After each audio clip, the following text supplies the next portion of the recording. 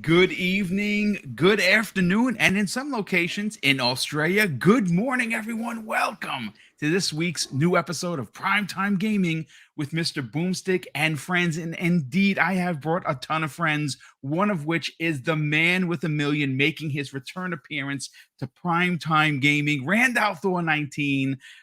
What's going on, brother? And you know what? Someone told me, I think it was you, that Jim Ryan gives you life. So tonight, you happen to be joining us with breaking news that the Brazilian government not only approved the ABK deal with zero restrictions, but it's what they said that is exactly what we've all been talking about, and it reads like a manifesto for an Xbox fan. And Kay Asante is going to break that down momentarily. But Rand, how the heck are you? And your videos have been killer as of late.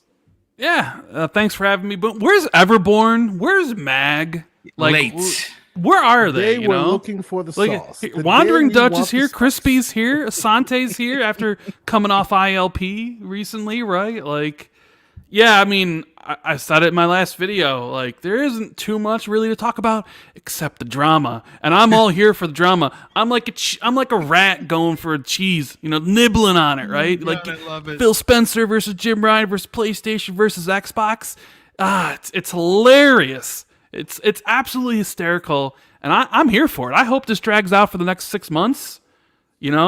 It's just when you think it's over, something else happens. And then today, the Brazilian Commission pretty much came out and was like, listen, we're about consumers, not about corporations. Yes. Sony, so I'm sure it'll be a great show. Very, very entertaining. So make sure you all hit the like button for Boom and the panel. And speaking of the good. Here's Mag. He's here. Oh, he finally awoke. He's up from his nap. All right. Great. I was racing home, Rand. Oh my God, I love it. Listen, ladies and gentlemen, we have listen, I had to literally at the last minute change the thumbnail, go into YouTube, change the announcement tag. I had to do all this work. We originally were gonna talk a lot about what happened during the Yahoo Finance interview with Michael Pachter. That happened today. I have an excerpt from him that makes a lot of sense as to his thoughts on what the FTC is going to do. We will mention that. And of course, we were going to talk about Stadia because recently, and Rand, you talked about this in one of your last videos, all of a sudden, Google, who shut down Stadia because, well, their business model is just terrible. They have a problem with this deal, and some suggested that they might be teaming up with Sony because we know that the Microsoft-Google relationship is nothing short of on the verge of domestic violence. I mean, they do hate each other, and I think it was even you that talked about Google potentially going out of their way to hurt Microsoft in some form or fashion. And yeah, it does read like a prize fight. These two behemoths are going to go at it. It's Microsoft doing their own thing. Google failed at theirs. And of course, here we are, and Google is dead, and Microsoft's streaming service is doing well, especially in regions in Japan. And here we go. We have breaking news, ladies and gentlemen, that of course, the Brazilian government has passed the ABK deal with no restrictions. And like I said in the opening, Kay Asante is going to break down exactly what they said. And it is glorious. It does say a lot about what we've all been talking about for weeks, for months, about how this deal is not going to hurt Sony. It's not going to hurt Nintendo. It's not going to hurt PC. And wow, Kay Asante, how are you doing, brother? And are you excited to be here? Oh, bro, I am super excited. I will be honest with you. I walked in here going, so what's going on? I usually keep my ears to the ground. I'm usually, you know me. I'm in the streets. I'm enjoying it. Today has been such a busy work day that I walked in like, what's all the headache? And then I proceed to check my Twitter and see there's like a million tweets out there because of this. And then I started reading the information. Like as you said, and we'll definitely get into it. This reads like this reads like, and we don't use these pejorative words around here, but this reads like Xbox fiction, fan fiction. It really does. It's does. written in such a way, Kay, that I'll have you read that excerpt like you did when we were in the green room. I gotta tell you, folks, hear me out. As a fan of Xbox, I still enjoy Sony for a multitude of reasons. But when Kay reads this to you, you're gonna be shocked because, like I said, sitting back in your chair, it almost sounds like it was written by someone that is literally either on a podcast or an Xbox fan. Yep. But please continue, Kay. It is written as if, there was a time where we knew that there was a Hogue Law, but we didn't know of a Hogue Law, right? It sounds like there is an Xbox loving Hogue Law among our audience that went, screw that, let me put my legalese skills to work. Indeed. And put into verbiage exactly what these regulatory bodies should say. That's what it reads like. Right? Yeah. Every talking point you've heard from us, from all the various community members that just kind of looking around logistically going, why is this a thing? Why are people taking Jim seriously? This is ridiculous. This is funny. All of that stuff literally reads verbatim here. Like, we're here to protect competition, not a specific company.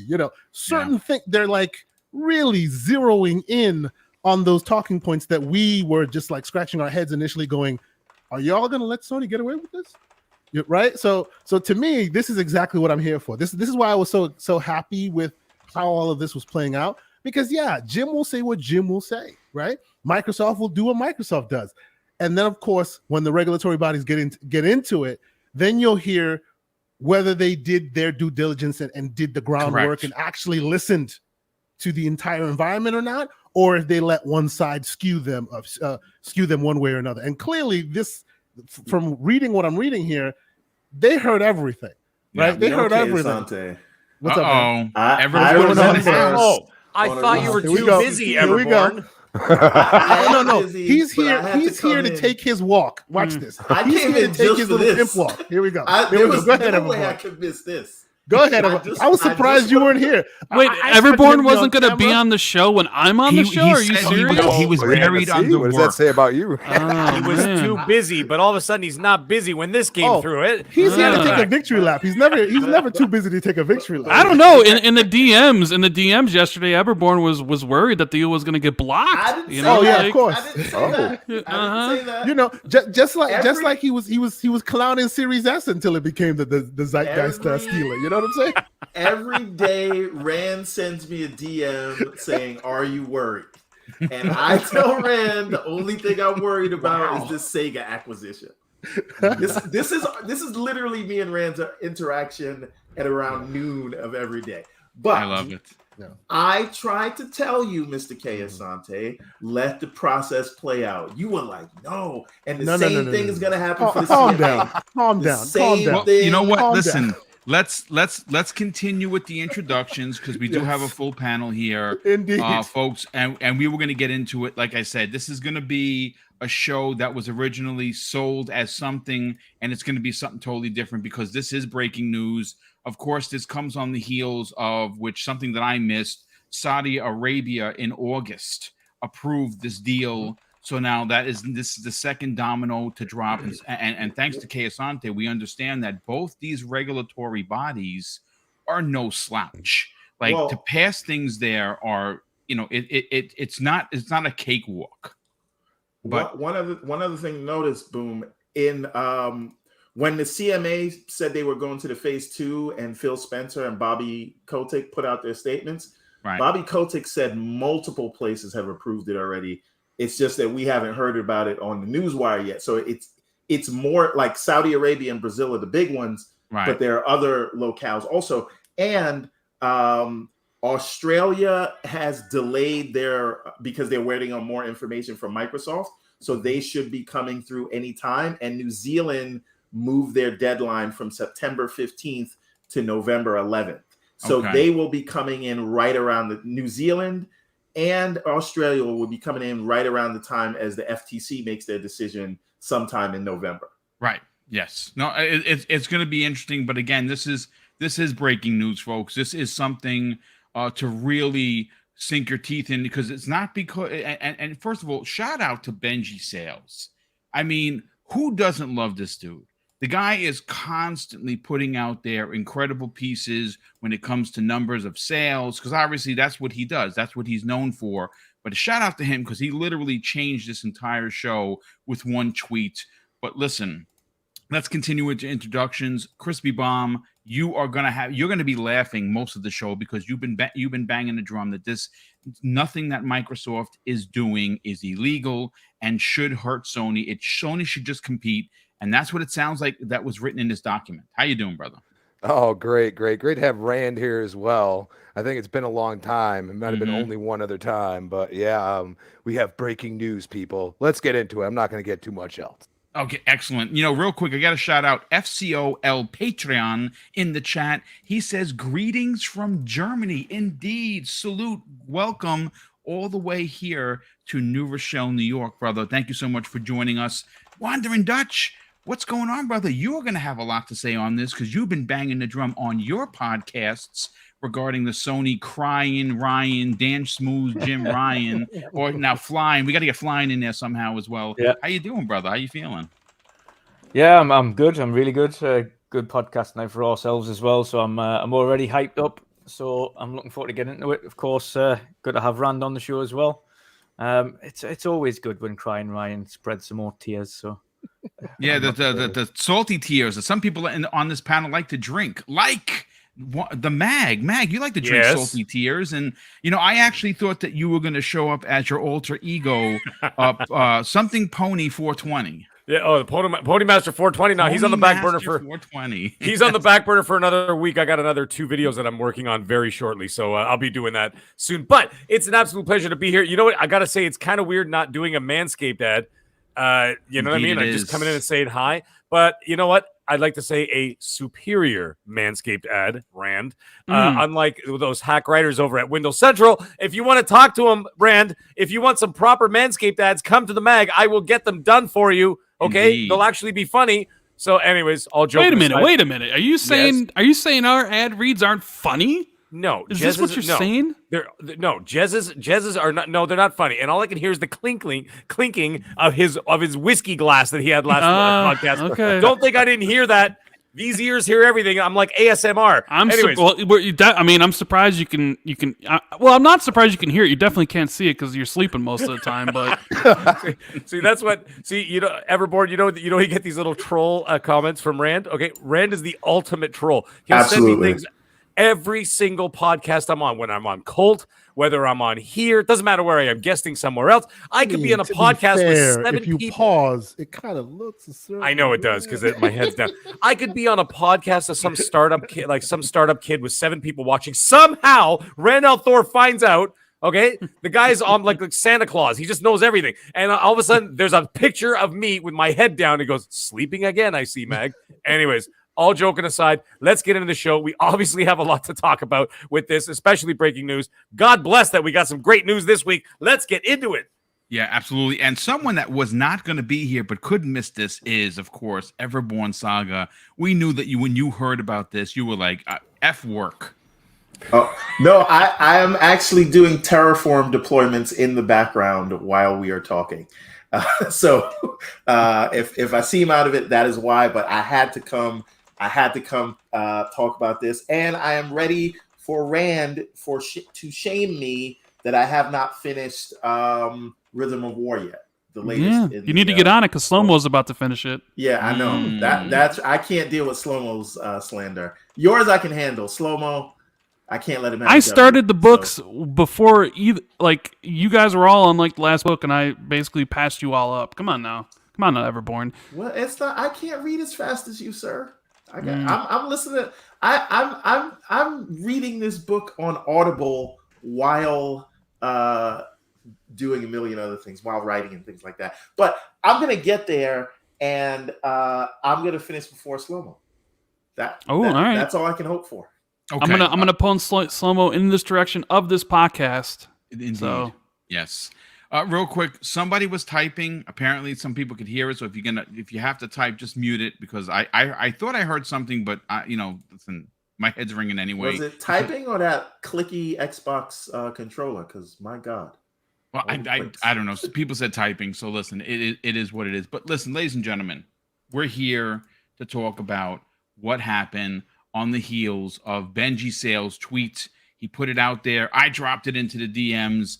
I'm going to put it up. I'm going to bring it up on screen for me, not for everyone else. And I want everyone to, and I'll read verbatim exactly what he had to say. Stand by just a second. Let me pull it up.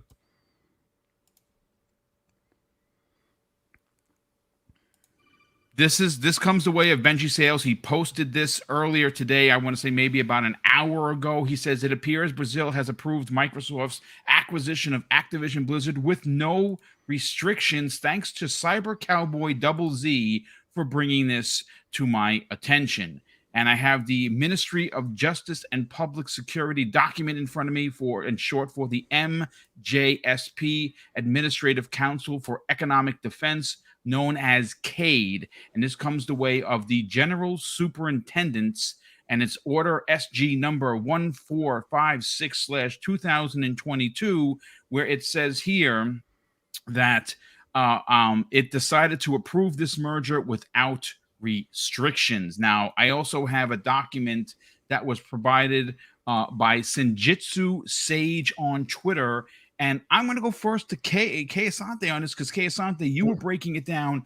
Please explain to the 400 plus people that we have already here exactly how this document targets specifically, but doesn't say PlayStation and SIE. Sure. So there are about 6 points that really kind of drive the point home.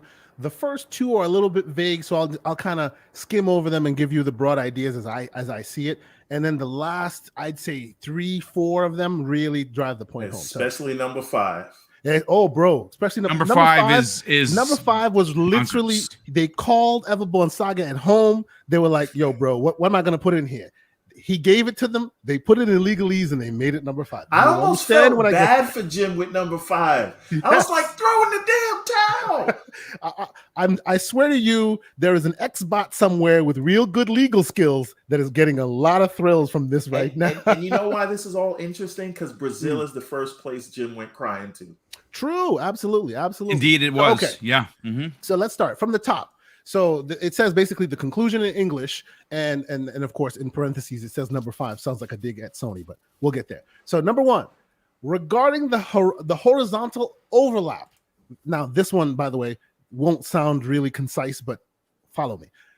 Regarding the horizontal overlap verified in the markets of gaming, publishing, game distribution, online advertising, and licensing for merchandising products, the analysis carried out indicated that the operation would not be able to promote significant changes in their respective offer structures in any of the scenarios considered, either because the concentration generated was less than 20%, or the low variation of the HHI pointed in the inexistence of the casual link between AC and possible possibility of exercising market power, according to the parameters defined in resolution number 33 of April 14th, 2022 by CADE.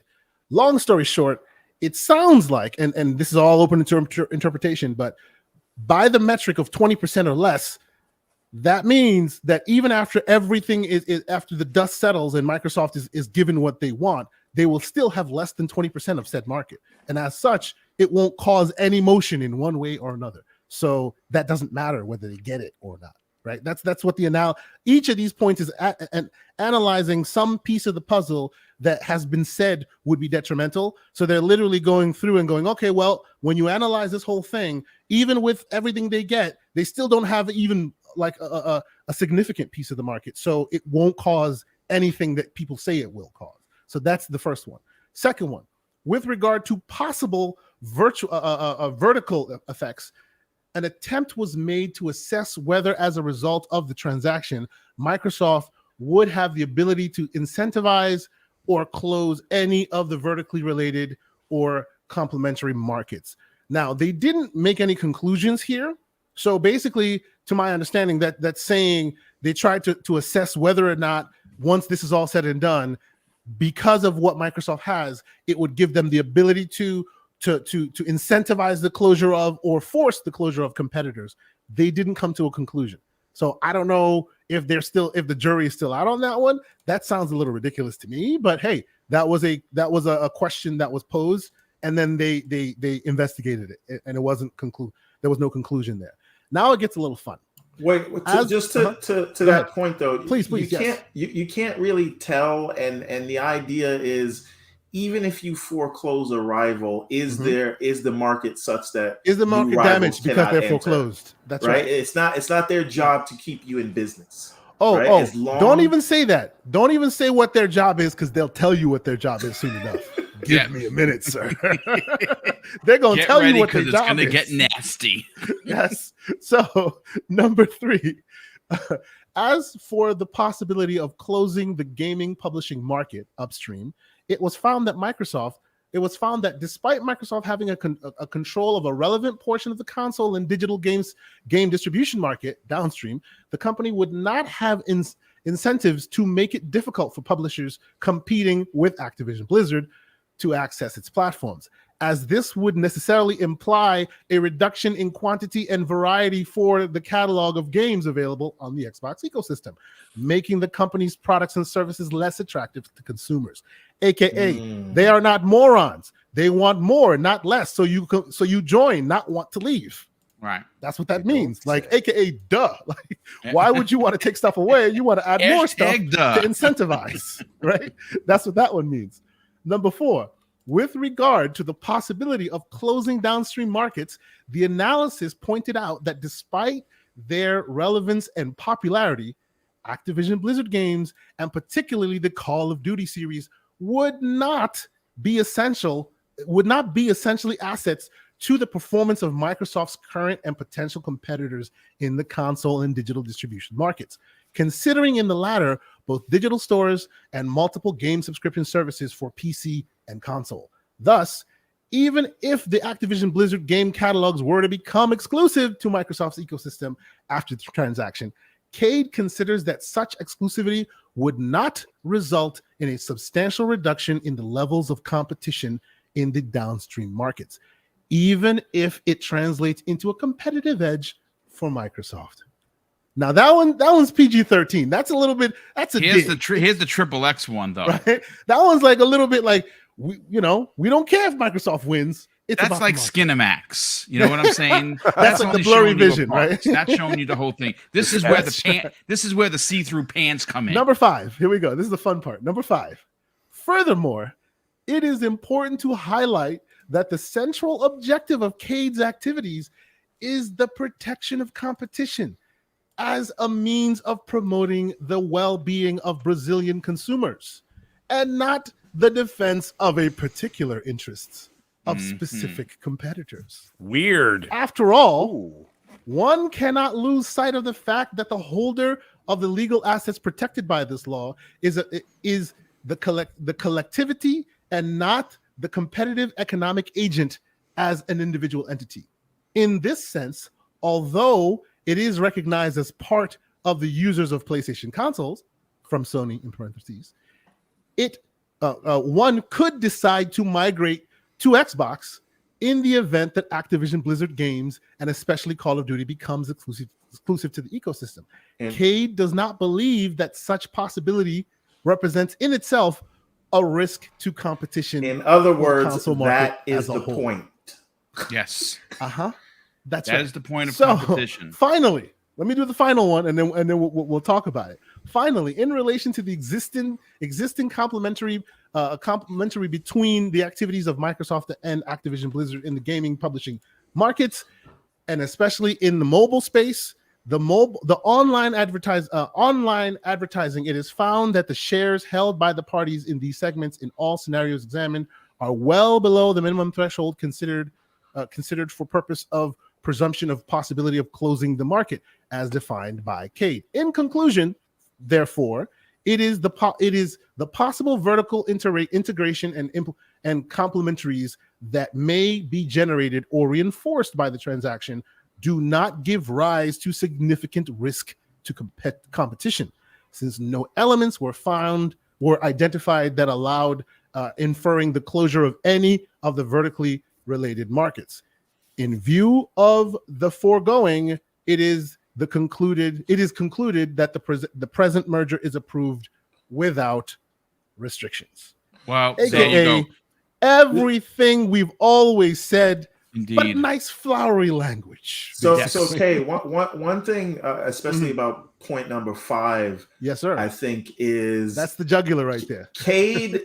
Like Brazil seems to, I don't know. I think it kind of rubbed them the wrong way that Sony thought that they could be used for their own as ends. their political football. Indeed. See, and let's be clear here, right? And Everborn and I joke, but initially our question when and even Everborn was a little vexed when he first saw the CMA's response. It's like, we hear you, right? Sony will say what Sony says. They could say the sky is purple. You shouldn't take that talking point to heart. You should just say Sony said that, right? And the Brazilians, the Brazilian regulatory bodies, as you're saying, Everborn, seems to think that based on their statement, it seems to suggest that, hey, we don't take it kindly the fact that you tried to use us to make it seem like you're the gaming market, and to protect gaming, we need to protect you. Right. So that's why part 5 and 6 seem to really like kind of dig it in there and going, by the way, we're here for the highway, not the specific car that you want us to protect. You know what I'm saying? Like, we're here for just keeping the balls and strikes, which was perfect. I'm hoping of all hopes that we hear something similar from the CMA, because that will then rise my confidence level that, hey, these guys are not, they see what's going on. Clearly Brazil does, because what they wrote is part and part like chef's kiss, exactly what they and did. the thing to understand is that these are Brazil's comments after their in-depth review. Yes. Right. So you have to let those in-depth reviews and those phase 2s or whatever, you just have to let those play out. I expect EU's going to go to a phase 2 in November, right? Yep. But let it happen, and I think when, this is what we said, but you look at the industry, you look at the facts, you look at the market share, you look at the arguments being made, and where else could you come down on this, right? Yep, absolutely. And real quick, I'm sorry, real quick. I just have to put a quick comment, and I appreciate his comment. General Spartan 27 says Sony actually puts out better games when they are not number one in the market leadership. 100%. I agree. That's the world I want to live in. Isn't that the point of competition? That is competition breeds excellence. Indeed, it does. Mag, the point of competition is for Sony to be number one, always and forever until Brazil seems to disagree, sir. I would actually agree that. Let's bring Randolph Thor. Rand, you and on a weekly basis, along with your co-host Jez Corden, have been putting this particular situation at the front of most of the conversations, because it is one of the most dominating stories that we've seen in gaming. You've been podcasting for many, many years. It's easy to suggest that this might be one of the biggest stories in gaming history. It's certainly one of the biggest in financial history when you look at what deals have been made. When you take a look and you hear what Brazil had to say, it's safe to potentially assume that we're going to start seeing a lot of the big ones, the FTC and the CMA and the EU Commission, kind of fall in line, because this is just an assumption, folks. If one big government body is saying this, it's going to be really hard for any others like the CMA to turn around and go against this. What are your thoughts on the specific pointing out of what seemed to be Sony in this document? Well, first off, I'll just disagree with you right there for a second. I don't think Brazil matters too much in the grand scope of things. I think the three that matter are the EU, the CMA, and the FTC. And each one of those will determine on their own whether or not, the deal needs to go through, whether or not it has restrictions or not. I don't really think Brazil passing without restrictions would matter much to those three. But we're here for the drama, right? We're here for the stuff that the drama. Indeed, we're here for the things that essentially, I don't know, I've been saying and other people have been saying about like, well, I don't really see it impacting competition too, like really at all, which is exactly what they said. It was always more like, well, cloud gaming is this, it could do something to cloud gaming. They didn't really talk about that. But Asante, did you see the stuff where they went into more detail as well? They actually go on to say exclusive games are a benchmark of competition. Did you read this out? No, he did I not. haven't read it, but I saw some of the. I haven't gotten a chance to read that fully yet. I only got the 6.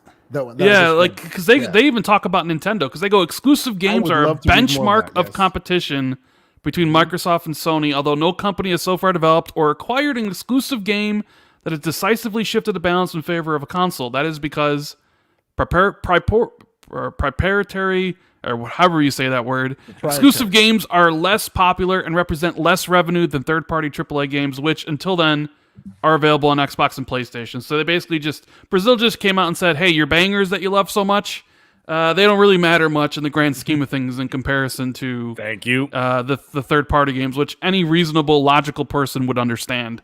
Yeah. And they go on to say, as already seen, Nintendo does not currently rely on any content from Activision Blizzard to compete in the market. In turn, Sony has several predicates: strength of the world's leading brand for more than 20 years, extensive experience in the sector, largest user base, largest installed base of consoles, robust catalog of exclusive games, partnerships with multiple publishers, brand loyal consumers, etc., which should contribute to maintaining the competitiveness of PlayStation in a possible post-operation scenario, even in the face of possible loss of access to Activision Blizzard content. Wow. That paragraph, though. That's pretty strong. I mean, that is really, really pay attention to the gaming space. That's a yeah, word, because Mike. hopefully Microsoft's lawyers are basically giving them all they need. I mean, it's true. I It's bet like, they are giving them what they need. because with Jim and PlayStation, their whole argument from the beginning is that this is bad for gamers because it's bad for PlayStation, right? That's kind of been their whole argument. And the CMA, we saw it with the CMA because they were kind of like, yeah, it could be bad for gamers because it's bad for PlayStation, yes. right? Yes. But you look at Brazil, and Brazil ain't about that life. They don't care what Jim Ryan's got to say, right? They're like, wait a minute, Nintendo doesn't even have Call of Duty. They sell more than anybody. Sony's been number one for God knows how long. It's got all these things it's doing, like, I mean, at minimum, brand, a decade at least. yeah, like Xbox has been dead last. Like it's funny because when you see like people on Twitter, they'll in one breath they'll be like, Xbox has no games, they're pathetic, right? They got nothing, and then the next breath's like, stop this monopoly, stop the count. It's like Dr. Jekyll, Mr. Hyde. They don't know what to say because they want to make fun of Xbox, and then they want the deal to get blocked. It's because they know, like, however long they've been saying, it's like, Xbox is in last place, because we always said, and Sony, that first place team, they sure to be following in that last place team's footsteps, huh? A lot recently. Like, why is that? So it's, I don't know, it's incredible. I love it because this is exactly what we've been saying, or I've been saying in videos. Like, it's just kind of like common sense. Sony's not going to be impacted to an extent where like suddenly they're like last place. They're going to do great even if they do lose Call of Duty, even though personally I'm of the opinion that they won't, because Microsoft is going to keep it on PlayStation anyways. So what realistically do they lose? Nothing. Only thing they lose is the ability to co-market with Call of Duty, which is big, and they may lose some revenue by not being able, for most people switching to Xbox. But at the end of the day, that only makes Xbox be on more equal footing with PlayStation rather than Xbox running away with the market. Because Sony's fear is that Microsoft gets a lot of power and Game Pass becomes even bigger, and then they have to truly compete with that, and they don't want to. No, they don't want day-and-date games. Well, it's not even that they don't want day-and-date games. They just don't want to have to spend the money it would take to make a true Game Pass competitor, right? Mm-hmm. They don't want to do those things because they wanted to compete against the Xbox of last generation, the Xbox that shot themselves in the foot consistently every single year, right? like PlayStation was laughing to the bank, and who could blame them? That's who I would want to compete against if I was PlayStation, a Microsoft, an Xbox that didn't have the backing of the board. But now things have changed. Now Microsoft or Xbox has the backing of Satya Nadella, and he wants to compete. And Microsoft is looking down the road at a potential, reality where they could be one of the biggest players in gaming, period. And they're making all these strategic acquisitions. And I think that really scares Sony to their core. I think it really does. Because they've been so powerful for so long that them losing anything and getting more towards equilibrium is basically a disadvantage for them, because they're used to everything being a certain way. So Jim, he's gonna keep on doing what he's doing, saying this is bad, which his whole comments are a joke, and that's why I love him. I love him. He's the best guy out there. I love Jim Ryan. Keep doing what you're doing, boo. Keep on coming out every week. Having PlayStation say something, because I'm here for it. Me and Mac, we're here for it. Sustenance of life for Randall. I love it.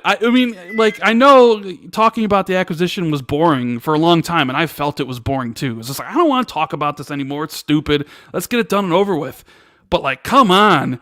Microsoft and Sony fighting in the public over this stuff? This is great. I love it. I'm here for the drama. I can't get enough of it. And we even got more. I don't know. This has got to be a blow to Jim Ryan. Getting this result, dude. seeing what they're saying, he's got to just be furious right now. And because Microsoft put out that website, which is really well done. It was yesterday, but it was odd, right? It was okay, that's weird. I thought the same thing. It was weird, but it's okay, maybe they're just doing it because they don't want to take any chances. Even though it was basically sort of destroying every one of Sony's points about how it was bad for gamers and bad for the industry. Yeah. And then you get this response where it was okay, well, maybe there's a reason why they did that. I don't know. I'm interested in seeing what everybody else has to say on it, but I'm loving it, Boom. I'm loving it. I know that you are, and you know something? Your videos have been nothing short of stupendous. I need to come up with a title for tomorrow's video and a thumbnail. I got to come up with something good, I don't know. Yeah, we've been getting more Randall Thor videos than normal. This is that's true. He has been on a tear. He absolutely has. Listen, before we bring in the rest of the crew, because everyone is going to have to give their points. And again, this is a 2-hour podcast, folks. We're going to be talking about this probably for the remainder. I got to welcome in near 700 people. That is a record for primetime gaming. That like button, people. Come on. If you are new and you're finding the channel for the first time, we are on the march to 12K. We're not that close. We're sitting just a little under 11.3, but it has been a heck of a year for Double Barrel Gaming on a multitude of levels. And of course, we'd love for you to consider subscribing, hit the bell icon so you know when I go live. And guess what, folks? I have now moved to a full-time streamer, 5 live shows Monday through Friday, each and every day. And quite frankly, we have a lot to talk about. But before we get into that, there's been so many super chats. I definitely got to catch up with them. The first one comes to us from a good friend all the way in Israel, Eli Shlomovich, good friend of mine, good friend of King David. He drops a $5 super chat and says, Brazil just approved ABK without restrictions. It's far from over, but they did emphasize that they are protecting consumers, not competitors. John Wolf, good friend of the program, drops a $5 super chat and says, wanted to say hello to Boom and the panel. Brazil went completely savage on Jim and Sony. Viva Brazil. And Keo Walker, good friend of the program, drops a $5 super chat and says, since Rand is on the show tonight, I'm having a tuna hoagie for dinner. No, on you. No, I'm leaving. I'm leaving the show. I'm about to throw up here. I'm about to throw up. Oh my God! Sith Lord drops a $5 super chat and says, "Approved. Another step closer. Let's go." Hi Rand. Sadly, sock season is over and unfortunately is coming. Too bad the Hawks and the Bears aren't at their best. Yeah, that's tough for them. Yeah. Chicago sports suck. What can you say? Yeah, so does Pittsburgh's. So so we're doing terrible. Tom from Toonami drops a $5 super chat and says, "Can't catch the show live. Just wanted to stop by and say, can you dig it? Thank you, Brazil." And Shooter 2853, good friend of the program, all the way from down under, drops an outstanding $20 super chat and says, "Good morning, Boom, Mrs. Boom, Wandering Dutch, K. Asante, Crispy Bomb Mag, and Rand. So many new faces every time I log on. Good on you." Community supporting Boom and his good lady. Well, thank you so much for that. Yes, it is a dream of ours that we are living, and that's thanks to this incredible community. And Sir X-Man drops a $2 super chat and says, "Is it just me, or do I hear Sony tears out there?" Oh yeah, he's definitely spit out his tea tonight. There's no doubt about that. LeBurn98 drops a $2 super chat and says, "Brazil told crying Jim Ryan to stop snitching." And Libra X drops a very generous $2 super chat and says, "Jim about to increase PlayStation games in Brazil to $150. Shooter drops an additional $2 super chat and says, "Better say hi to the latecomer Everborn Saga." Well, thank you so much for that. Boss Red 77 drops a very generous $10 super chat. Welcome to the channel, brother, and thank you for the generosity. He says, let Sony stay organic and Microsoft stay buying. Two different companies, two different strategies. Drawn TJ drops a $2 super chat and says, "Hi, everyone. This is going to be a fire show." Wait a minute, Boom. The comment before last. Sony hasn't really been super organic lately, though, have they? No, they have not. They've purchased at least 7 studios, including one for $3 billion in Bungie, so they can suck it. But Joe Dunmore drops a $2 super chat. Says, "I guarantee Jim Ryan retires after the ABK deal." You know, that's the first time I've heard that, and that is a very good point. That's because Joe Dunmore's a king. That's why. Joe Dunmore. And then Phil Harrison is going to come and take it over. Oh, no. Oh, yes. Bring in Phil. Oh, God. Hey, bring in He's Phil going to Harrison. complete the trifecta, is he? Yeah, indeed. Absolutely. He absolutely do it. Listen, let's bring in Crispy Bomb on this. Last super chat. It came out. Okay, let me see what that is. Hold on just a sec. Last super chat comes in from Boss Red, drops an additional. Oh no, that's the last one. I think I got Hargichani. Oh, I don't see it. Where is it? Let me put it in the DMs. Yeah, just drop. You know what? Let me just get in here. Hargeet, what's up, brother? Thank you so much for being here. Good old Hargeet Chani. I know you must be smiling ear.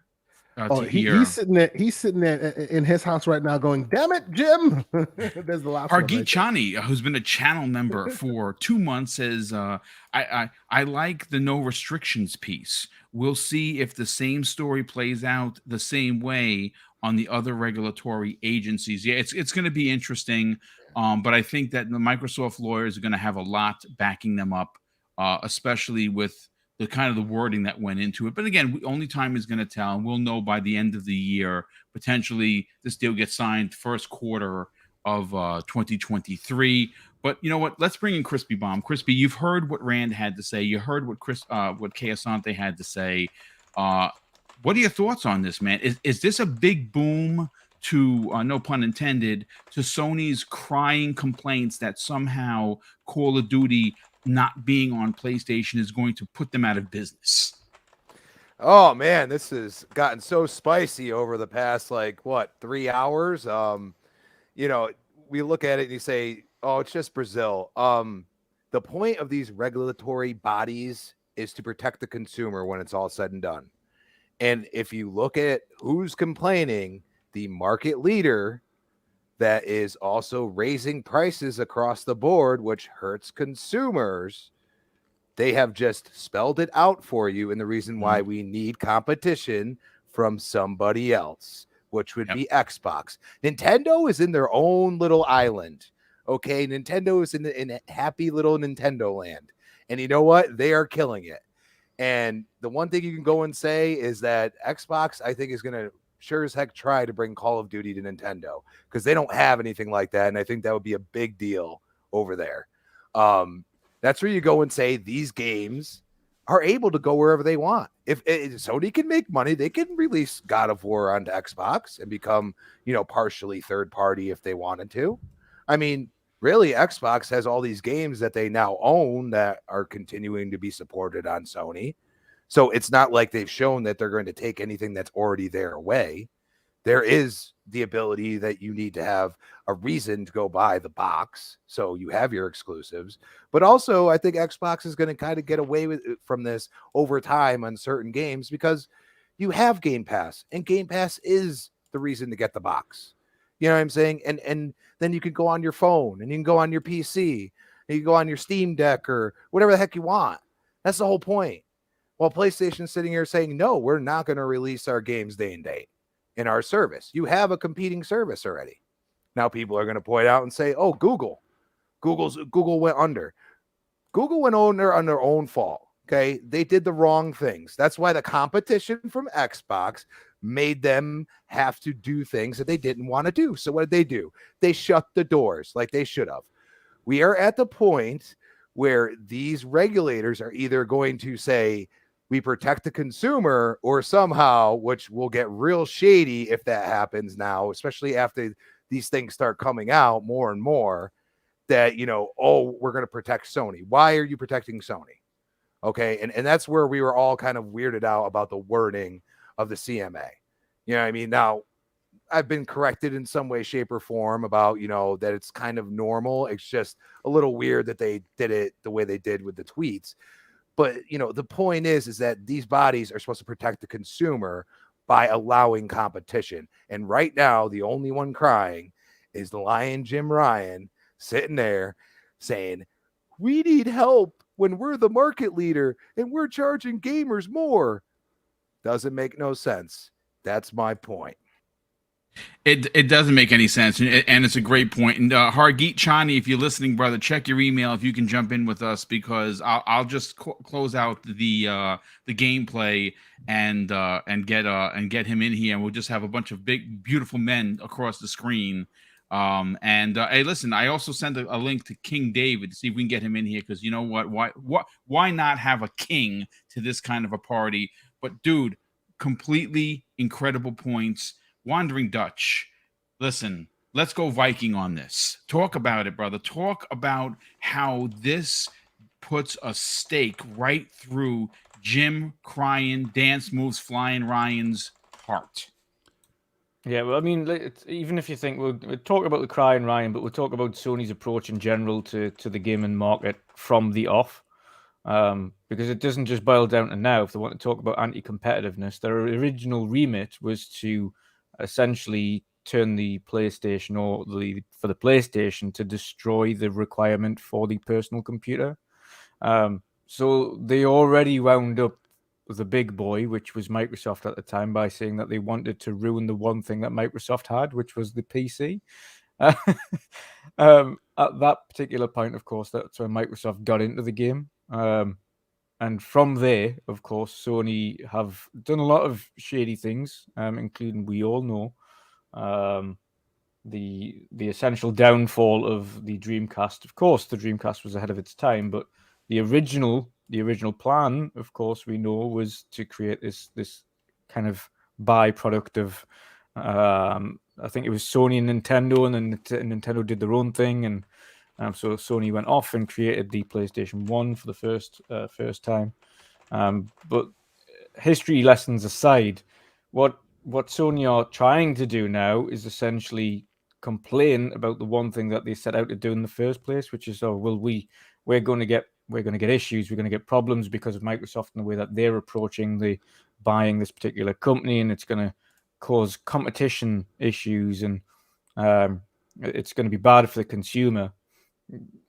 I mean, the way the Sony kind of approached the PlayStation 1 era onwards was at a point where they were trying to essentially restrict competition by blocking out anything that any other competition could have produced at that particular time.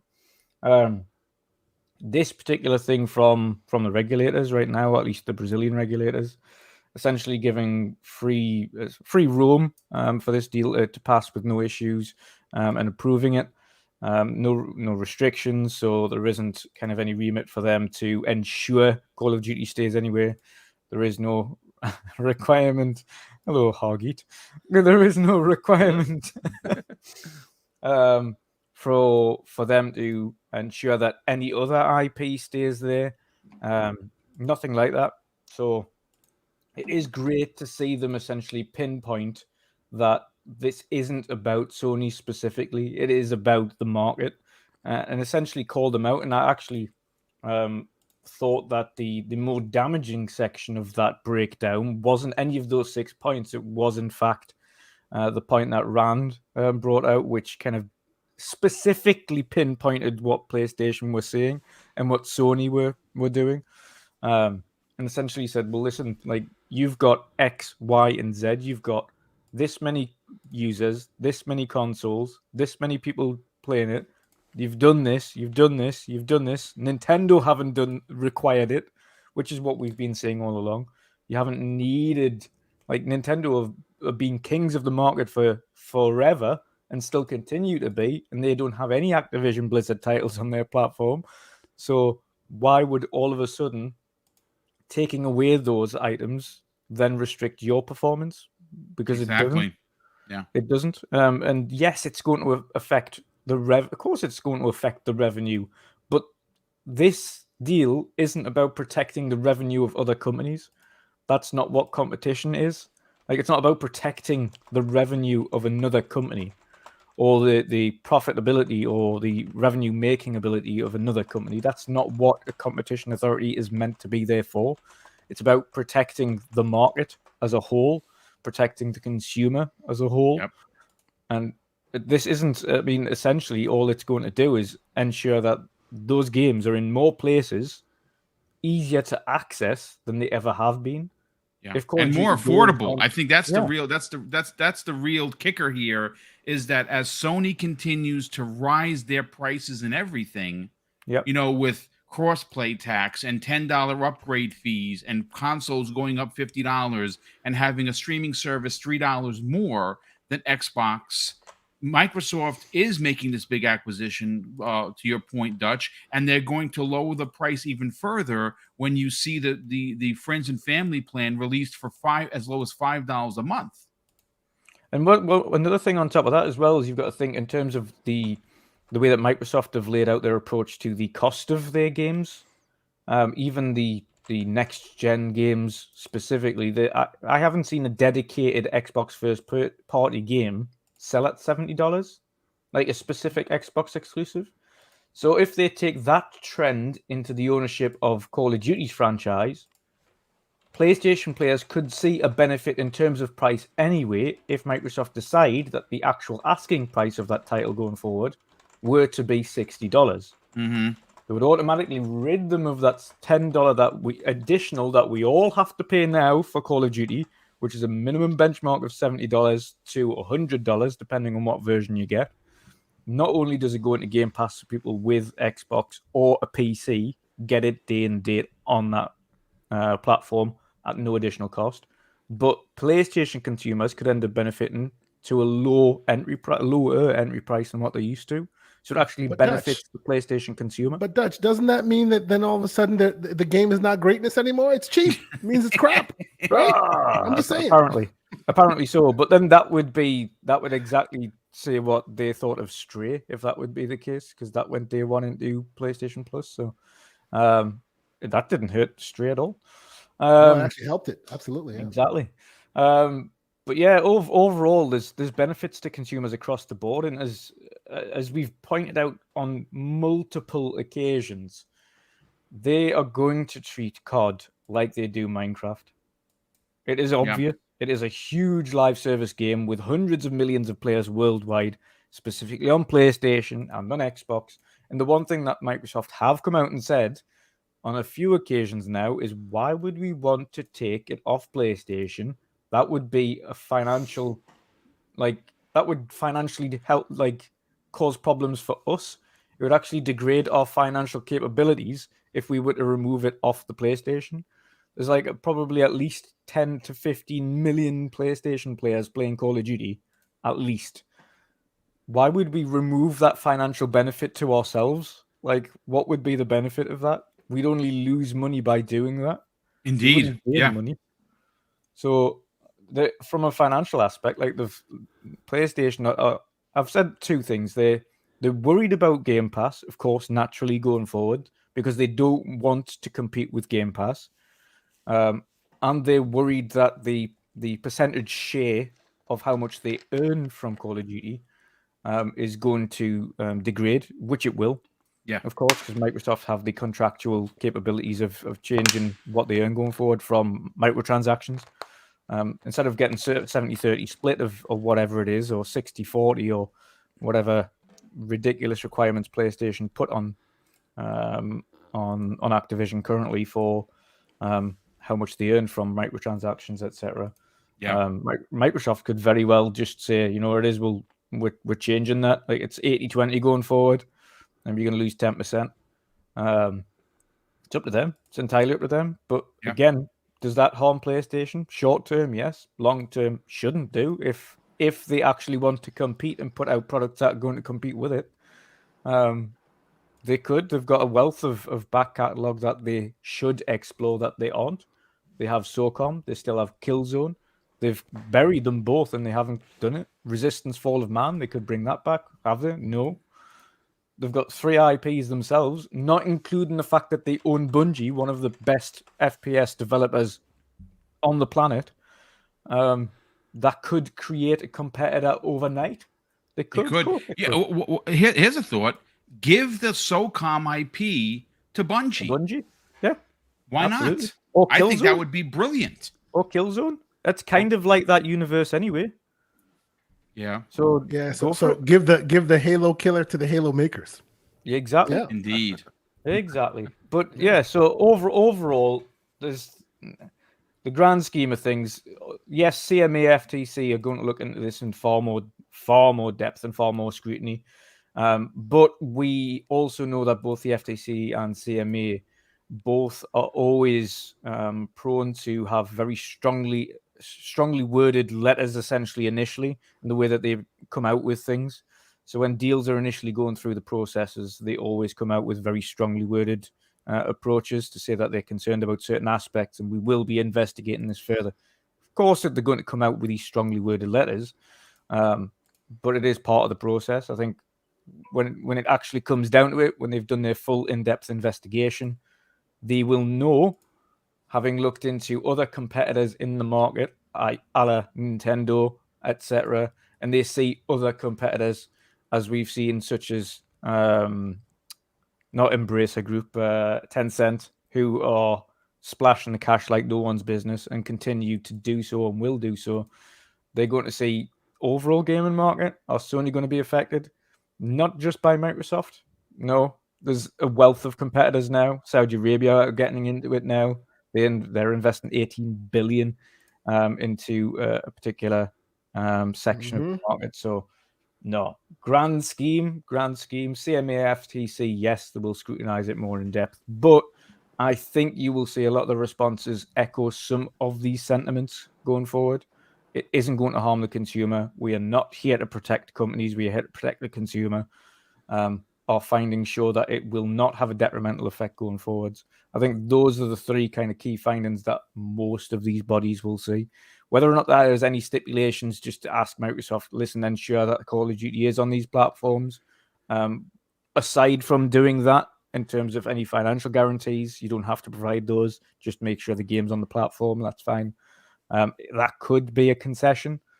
Maybe it's for CMA or FTC, but I think any other market around the world will just let this pass. I don't think there's any issue. And I think it'll just go down as no restrictions for the vast majority. Yeah, absolutely. First of all, we got to welcome in Hargeet Chani, representing Game On Daily. As always, brother, we are going to get to you. Thank you for joining us, even if it's for a few minutes. We definitely got to get to the mag, Everborn Saga, and then we'll bring you in. And we might have a special guest showing up. I put a couple of feelers out there because this is quite frankly a big story. But the mag, you have been not only very, very stout in your opinions regarding this, but you've also been very, let's say, funny in some of your Pony Master 420 videos that you've done. Yes. First of all, what is your inner pony saying right now?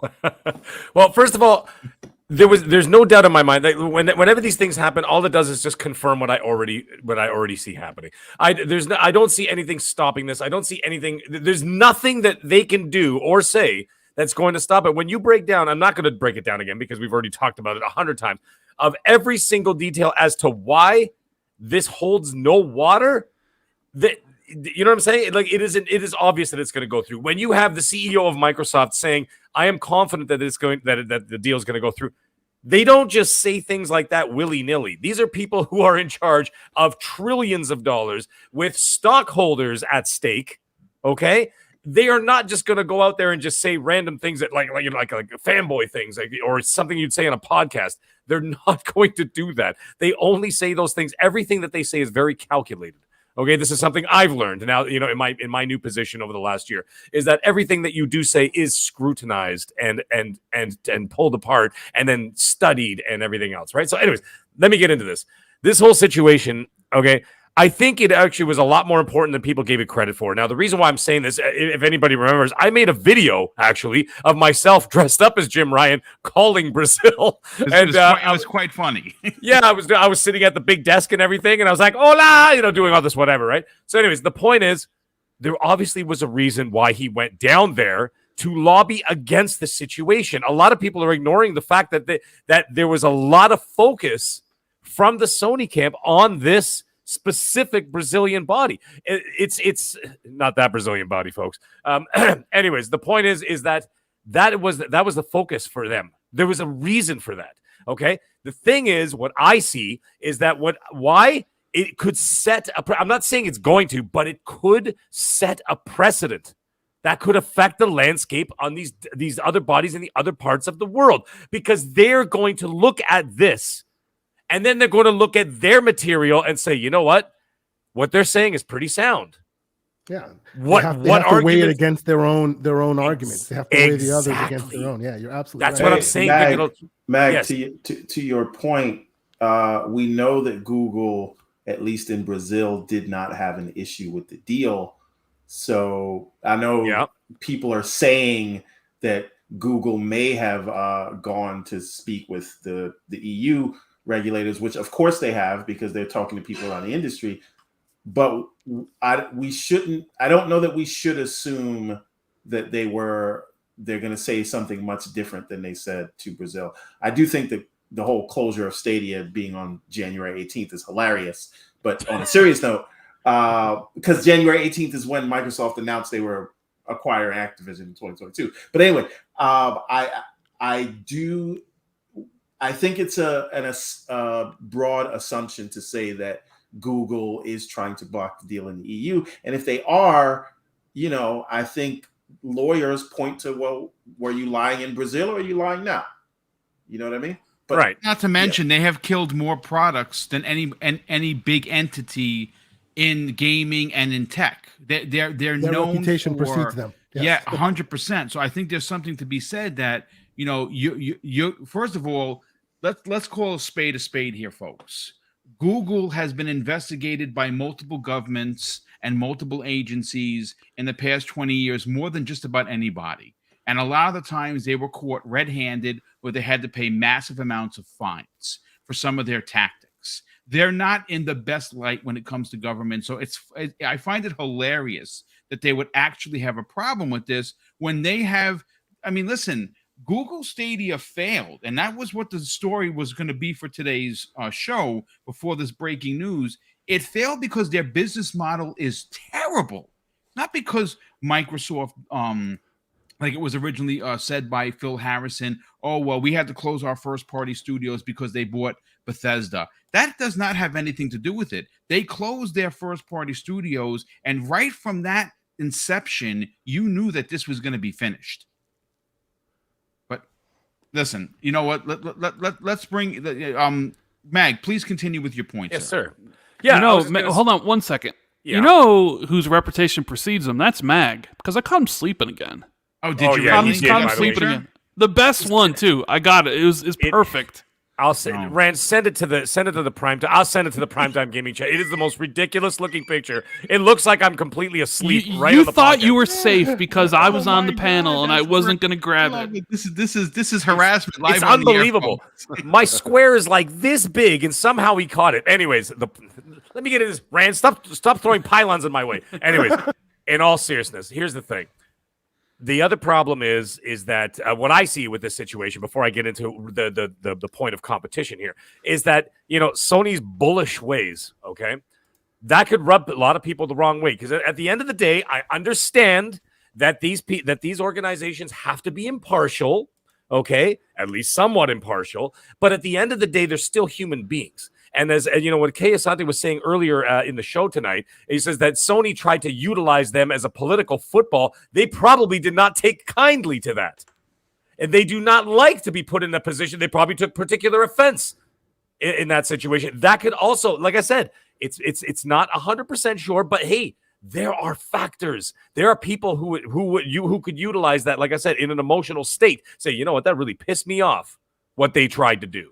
Whatever. And that could affect their judgment. Same thing, like I just said, like in a jury. But anyways, that's besides the point. The other thing, let me get into the competition thing quick, and I'll pass off the mic because there's a lot of people here. The thing is, think about this for the layman, okay?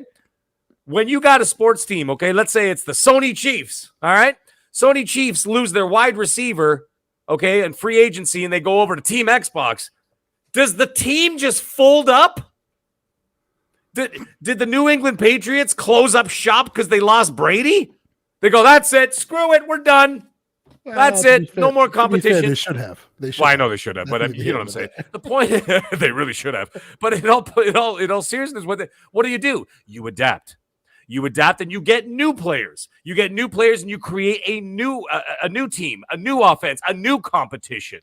That is something that they might have to do. However, at the same time, no one's cutting off Sony from anything. So Phil has come out specifically and said he was going to keep Call of Duty, which of course is the game of contention we're all talking about. No one's even talking about Diablo 4 or anything else like that. It's all Call of Duty, Call of Duty, Call of Duty. However, Microsoft, why? Let's not be ridiculous, guys. Okay, don't be short-sighted here. I mean, I know everybody here is not short-sighted, but look at the general people saying, it's got to be exclusive to Xbox. Why? But charge $70 and put it on PlayStation, and then Microsoft gets to take 30% every time that Sony sells one. This is money. Okay, we're not talking about, there's no friendship there. Michael Corleone said it. It ain't personal, this is business, right? This is money. So what would you do? Why would you take away that 30% that you could easily just make that money for? And then, of course, let's face it, you keep Sony, you keep the PlayStation community in there. It's going to keep the player base up. It's going to keep the IP alive. It's going to keep people buying more microtransactions, everything else, right? It's going to keep it going. It's going to keep the economy going. If you lock it away on one, sure, it might do great. It'll probably still continue to do great, but it could do even better when you don't lock it away. And I don't think they're going to. And I don't think there's any need to. And then maybe in the future, maybe something will change down the road when they show us the roadmap of where Call of Duty is going to go, because I think they're going to change a lot of things with Call of Duty. My personal opinion is that Call of Duty is going to become the new Destiny, and it's going to be done in a way where campaigns are just going to be DLC after DLC after DLC based on one giant, one original game front, and then they're going to build around that, a universe around it, right? So then we'll see what they're going to do from there. Maybe some DLCs will be exclusive to Xbox, blah, blah, blah. Anyway, that's not what I want to get into. In the end, it doesn't concern me at all. And it shouldn't concern anybody at all, for the simple reason is that these bodies are there to protect the consumer. It is not their responsibility to keep the profits of Microsoft's competition alive. It's to protect the consumer, the people that are going out to the store, going online, using their credit cards, using their cash, using their allowances to go out and purchase products. It is not their responsibility to carry Sony. The thing is, the reason why Sony's behavior has been so erratic lately is because they've been taken out of their comfort zone. And they don't like to be taken out of their comfort zone because they've been sitting their fat asses in that comfort zone for far too long. And it's about time, dude. It's about time that someone lit a fire under their ass and say, hey, you know what I mean? The clapback is coming. That's the way I see it, right? And then in the end, the consumers, okay, they have the option to go into the Xbox ecosystem and save themselves money. That is all they care about. And that's why I can't see any other body in the world. They will look into it further. But in the end, they're going to have to Pontius Pilate that and wash their hands and just say, there's nothing we could do about this. because there's nothing negative about this. And that is going to be the situation. It's just a matter of time. Yeah, indeed. Great point. Listen, Hargi Chani, I don't know how long we have you for, brother. Are you going to hang around for a bit? Or? Yeah, I can be a bit for a bit. Okay, yeah. so let me bring in Everborn Saga, who, by the way, has been sitting on his hands, and he is ready to rock and roll. Everborn, you are probably one of the most outspoken regarding deals. You've been very, very bullish about your opinions about how this is going to go down. You said it earlier that let the regulators do their thing, right? That's what you kind of let them do their job. Right, let them do their job. What does this? First of all, I got to welcome in nearly 800 people here, which is a broken record for primetime gaming. Almost 800 people are here. We're closing in on. We're 25 away from 800 people. And Boom, how many likes do we have? I you know what? I don't have it in front of me. 332. Come on, guys. People, we got to do something about this. Yes, we appreciate you. We appreciate you being here. Just hit that hit the like button and hit the subscribe button, because we're on the march to 12K. And trust me, it's been a journey, one of which I'm happy to have. And we wouldn't be here without you. But listen, Everborn, let's break down the documentation that is making the rounds. The very stout language in paragraph number 5, as Kay Asante read it for everyone. It really does break down clear and concise that these bodies, these legal bodies that are there to protect competition, are there to protect consumers first and foremost. And that we've been saying this for months. This deal, even though it does seem like Call of Duty not being on PlayStation is going to potentially hurt their bottom dollar, it's not going to put Sony out of business. Sony has bucket loads of IPs that they can go back to make games. They make good bangers. Let's call a spade a spade. The bangers aren't going away.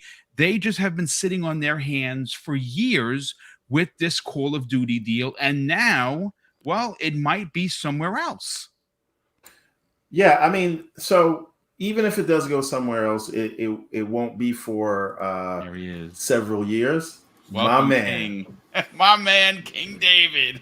Let's go. Now, this is a party. I'm going to be quick here because I want to hear what King. He got the stop snitching mug. I love it. All we need now is the Charge Them More t-shirt, everybody. Come on now. Where's the Charge Them More? Stop snitching. Now, listen. This is important, and I said this before. Brazil is the first place that Jim Dance Move went to start crying, right? And he's been on a world tour of snitching, right? And Brazil says it's not our job. It's not Phil's job to take care of your kids. Those are your kids. Pay your child support. But more seriously, I think when these things are reviewed, you are going to see similar things come from around the world. And we're, like I said before, a lot of people talking about Google. I don't think that will be an issue. And if you look at the numbers across the board here, I think the story will tell itself. And I'm trying to be quick here. I think that because we are in fog of war, as I was saying before, I think all these things seem like a big deal and they seem like they should cause consternation. But if you sit back and you look at it, I think everybody sees what we ultimately end up seeing. So I wouldn't worry. And I think this is not the first domino to fall. It's the second. And again, just important dates coming up to watch out for. And Brad Sams talked about this. October 26th of this month. That's Microsoft's next quarterly financial call. They're going to talk about this deal, and you will hear how confident they are. Because a lot of people say, of course, he'll say he's confident. He actually can't tell his investors that he is confident if they don't believe that. It's the same way when you have to give guidance about how much money you think you're going to lose. And if you think Microsoft is going to lie to investors about that, I have a bridge to sell you, right? So that's one thing. The next date is early November. That's when the FTC is going to come down with their decision, who has been curiously quiet about this. Also, November 11, New Zealand, as I said before. And I think Australia comes in right behind New Zealand. And then we know in December, according to the CMA, that's really the December to January is the earliest that the CMA can close that deal. Because everything after the December date is optional if they can't come to an agreement. So EU is November 8th, I think. But the question with the EU is, will they go to a phase 2? And I think that they will. Although Seeking Alpha via Deal Reporter has reported that the EU does not have the same concerns as the CMA. And I know they put something out saying Sony and Jim Ryan went down there, but the week before they had a report saying that the EU isn't super concerned. Staffers are concerned. See what I mean, Everborn? See what I mean? When the EU and the CMA were together, they had issues. The minute the EU and the CMA are separate, the EU's like, the CMA. But I don't want anybody here to say I'm saying that the EU won't go to phase 2. I'm just saying what Seeking Alpha has reported via Deal Reporter. Yep. That's the information. Please continue, because I know there's a million of us here tonight. Yeah, well, listen. First of all, we got to welcome in Lord King Crocs. Who's going to be talking about what he has to say. I know he's going to be very salty. We can't wait for it. Hargi Chani, what does this news today with the Brazilian government passing the ABK deal, specifically with no restrictions, and of course that very detailed Article number 5, where it says that they are here to protect consumer rights, not entities like, well, they don't specifically say PlayStation, but it sure sounds like they're talking to SIE. What are your thoughts? Yeah, I mean, it's pretty good. The main thing there was like, are they going to find some issue with Call of Duty, which I've been saying the whole time. I don't understand. It's just an IP. It does not matter. Ultimately, Microsoft could buy it in a few years, say, well, we want to go a different direction. Our studios are going to be making other types of games. We'll keep the multiplayer going, and who cares where that is, right? But they're trying to be nice, right? And Microsoft's like, Phil's out there saying, I'm going to keep this thing on PlayStation. We're going to put it on Nintendo if they can take it, right? So the next console comes out, if they can handle it, why not, right? Fine. That was a huge pause. Right. But you know, if they can take it, pause. Yeah. But they could even have the mobile version right now, right on Switch. They could be putting the mobile version on Switch. Online There's nothing only. stopping that. Yeah. Right. Yeah. So, but yeah, they're trying to keep it open. Ultimately, it came down to, is this going to actually fool the regulatory agencies? And the answer is no, it did not, right? The clear answer is they see through the bullshit and say, okay, hey, look, you know, Sony, you have the market share. You are by far the revenue leader, and you're complaining why, right? You've been leading for decades. You know, when they entered the market, they literally killed everybody. Right? They killed all their competition. Neo Geo, TG16, Sega, Nintendo got hammered, right? What else with 3DO? Like all these, they're all gone, right? Atari Jaguar, it's all gone, right? Everything got killed when Sony money had it. That's how they won. They just they took their much bigger bank and used it, right? They killed everybody else. And now they're complaining when somebody else comes in and does it to them. Well, too bad, right? That's the way it is. That's what's going to happen, right? And if it's too bad, you know, when you did it, it's fair that somebody else does it to you. But I love the no restrictions. That part just basically says to me, when Microsoft gets to respond, because we've been seeing the Jim Ryan stance when it was going to these places, right? But when Microsoft gets to respond, they can showcase, here's what's happened for the last 2.5 decades of PlayStation, right? This is what they have done, and they got receipts. Right? They've got receipts. So they can show this is what they've done. This is what they've done to us. This is what they've done to others. Here's how they've been playing this game. We've tried the nice way. This is what's going to happen now. Right? If they keep playing this, we're just going to go buy the damn company. Right? So and this is how it's going to go. Right? Because somebody has to break this. Somebody has to come in and push Sony down. Right? Otherwise, they're just taking away the whole thing and saying that they just own the whole gaming market. That can't be the answer. Right, that's kind of where it's been. So that's what has to happen. So I like that this is happening. Sorry, go ahead, man. Yeah. Just I wanted to add to your point just for 2 seconds. So one of the things I wanted to say before, but I got thrown off by the Stop Stitching Cup, is some of these regulators talked about network effects, right, of this deal. But when you really sit back and look at it, 30,000 foot view, it is sort of Sony that has that network effect. Of right? course they do. What are you kidding me?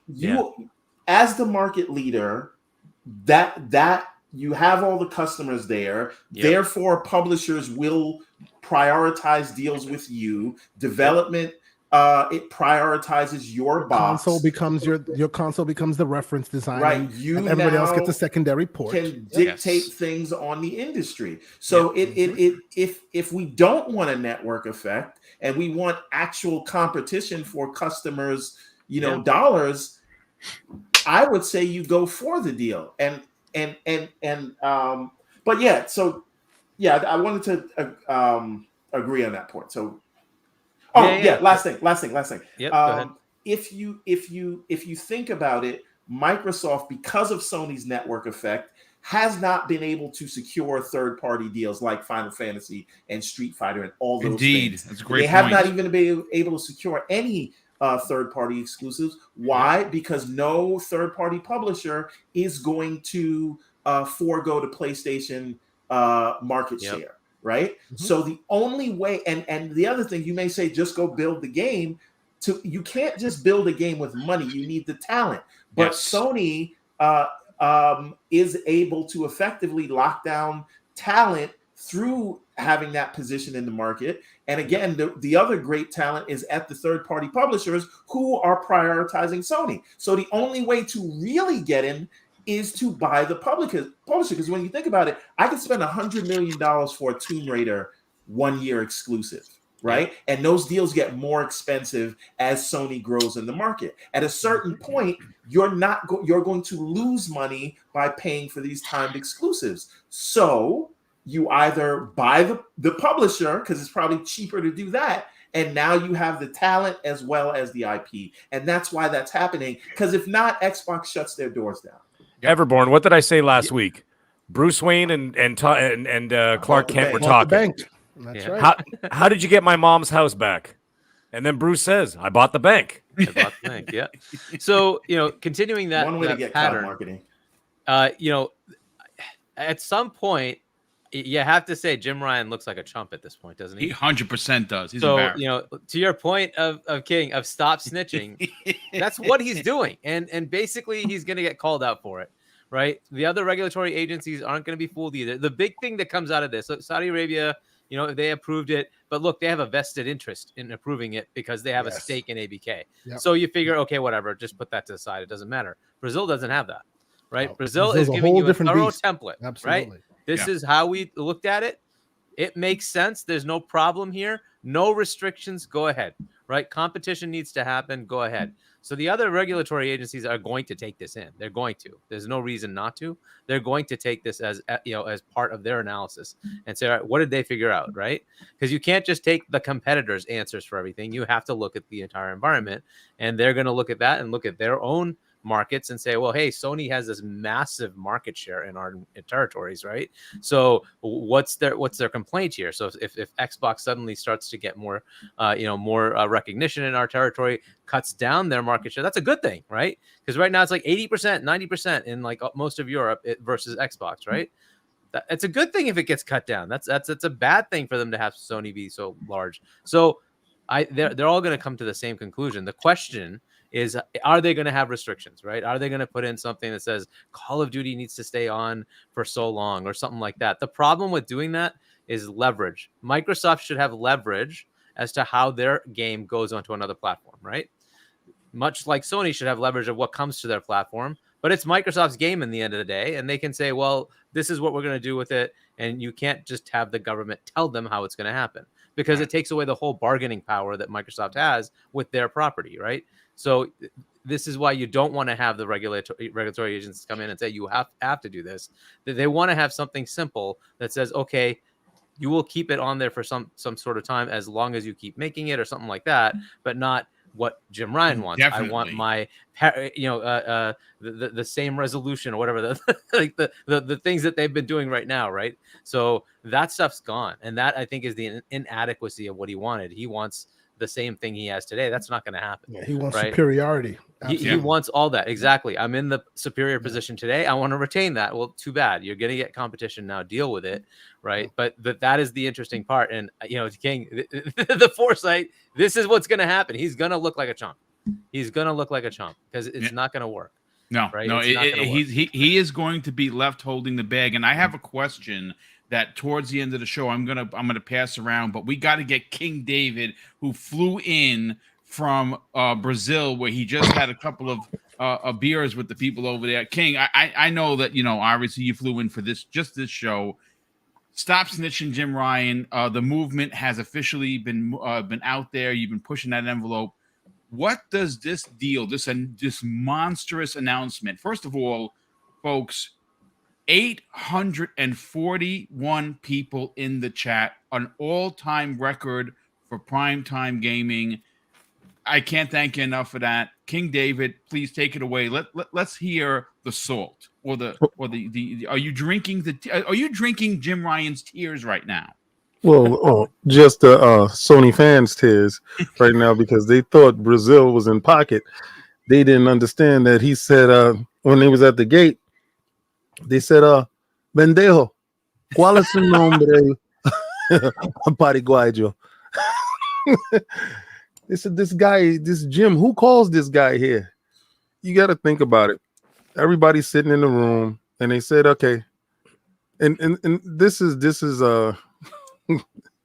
hyperbole, guys. So don't they all wasn't in the room. They sent letters out, and representatives got back, but. Let's just say they all in the room and they go around. They said, "Hey, man, anybody got a problem with this deal?" And the only person that raised their hand at that time, before Jim got Google to stand up with him, was Sony. So they looked over and it was like, "Oh, you have a problem?" They was like, "Yeah, this will affect us." And they said, "Do tell us more." As he's talking, he did not know the cup. So everybody's looking like, "Sony, what are y'all doing?" Jim's whole thought process was, if I can raise enough of a stink, I can delay this, or I can get a better deal with Microsoft by having them just shut me up when this deal is over. And he was trying to get position. But what you did was you put a magnifying glass on the back of your company. They have to look at your financial. And when they look, they say, "Oh my God, they are the money leader. They are the financial leader." I have a conspiracy theory. Microsoft didn't release really any first-party games this year as far as AAA bangers. Oh, don't do it. Don't do it. Don't do it, King. Don't do it. Don't do it, King David, because wait a second. Say it, King. Listen, so as far as the revenue goes on the Microsoft side from the video games this year, if they say turnover financials, your financials is pretty low. And they're saying that we're spending a lot of money in Game Pass trying to stay competitive inside the marketplace at this period of time.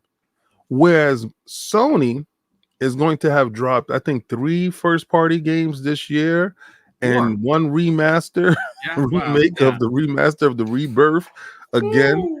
And they also launched a service, which, to be honest with you, PlayStation Now rolled into PlayStation Plus, has more subscribers at this point than Game Pass, if the numbers are to be counted, right? So you are the market leader, you are the revenue leader, and you have a higher subscription service than number 4 or 5, like Satya said, at this period of time. And Microsoft looks like we're just trying to compete. I don't even can I have another? Yes, I don't even understand why they're bothering us. And the meek shall inherit the earth. King, is speaking so facts. King, This is you not should a understand. conspiracy. You They should call me understand, crazy. King. The reason why we are saying don't do it is because we've heard this before. Listen, but it is logical. It is logical. It is, Man, but if you're oh, it's giving points to someone who we do not need to have any more points. Listen. If you're playing chess, you always play the position of weakness until you strike. Of course. Now, yes, if this absolutely. deal is looked at, see, this is the best year that this can happen. All of the stars and the moons aligned right now. This is the best time. Next year, when these games start hitting and Game Pass starts going through the roof, and this deal is done and stuff starts hitting Game Pass, you see Starfield, you see Redfall, you see the numbers start to inflate, you start to see the revenue start to come in, and then he start to release the systems in systematic form to hit like bundle peaks where they want to hit these numbers, right? So you'll see the right now you see 249 for Little Man. Maybe you might see 219 for Little Man with a pack and subscription to Game Pass. Whatever you might see, they start doing these marketing promotions and stuff like that, and revenue starts to pick up. You want to do this now when financially, you're looking at your weakest, to be honest with you, as far as putting out games. We're having a hard time putting out games. We're having a hard time meeting our dates. We're doing these things. Brazil looks at it like, my kid plays the Switch. He doesn't even have Call of Duty on there. One question for you, sir, and this will crystallize my thoughts on where you're coming from. Right. Do you think their lack of was strategic on their part, or it was a happy coincidence? I think it was both. Okay. I think it was both. I can't wait for Saturday's show because that's going to be very spicy between Kay Asante and Everborn Saga. See, myself and Everborn, we've had this debate. He thinks it's strategic solely. They're playing 4D chess. I think it happened to be an accident that worked in their favor. That's what I believe that as well. I believe that a lot of games and a lot of stuff could have been pushed. You could have pushed the pedal to the metal to get that done. But again, as a good company, you don't want to push crunch. True. Let's pull that back. Yeah. We strategically can place these games at this part of the year, and we can have a great year going through. Now, I told people way before that this deal is going to get done before Thanksgiving. People go on holiday at this time of the year, right? After this is the reason why November 8th is very important, because you say after that week, vacations are planned, people are going out. If stuff needs to get signed, we live in a digital age now where physically people don't have to be in the circumference to get things done. You can e-sign, you can get things done, but getting a hold of these people that are in remote places of the world, and you will need that stuff done now. You want to get everybody when they're relatively in a business week, and you want these financials and everything to be finalized in the fourth period. That stuff is going to get done. It's going to get done. It's very, very, very important that stuff gets passed earlier on. So whatever finalizations that they do have with the contract, it can go through a little bit smoothly. You say sometimes by January, you will get documentation stating that the deal is complete, and people can plan their year out as far as that deal goes.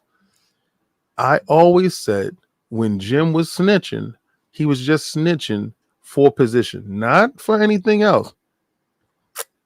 But like everybody, every grown person in here who has a child knows when somebody just comes to you with information, when your kid comes to you about your other kid with information, what have you done? And you have to look at the whole picture. And then when you look at the whole picture, it becomes very clear that Sony understands what they've done in the past. The chickens have come home to roost. You have slaughtered and killed many, and you see ahead of time, because if this is next year and Call of Duty's on Game Pass and all that stuff happens, you can see the dominoes falling. I said this is the last PlayStation, and I think Jim doing all this snitching has rubbed Satya and Phil wrong in such a way that if everybody passes this with no restrictions, there's no reason to hold on to your contract when it is up. Let us have competition. If it's not in Game Pass and Game Pass is not on your platform, then our games won't be there. So this is a show of force at that period of time. Have Game Pass on your PlayStation or fold it.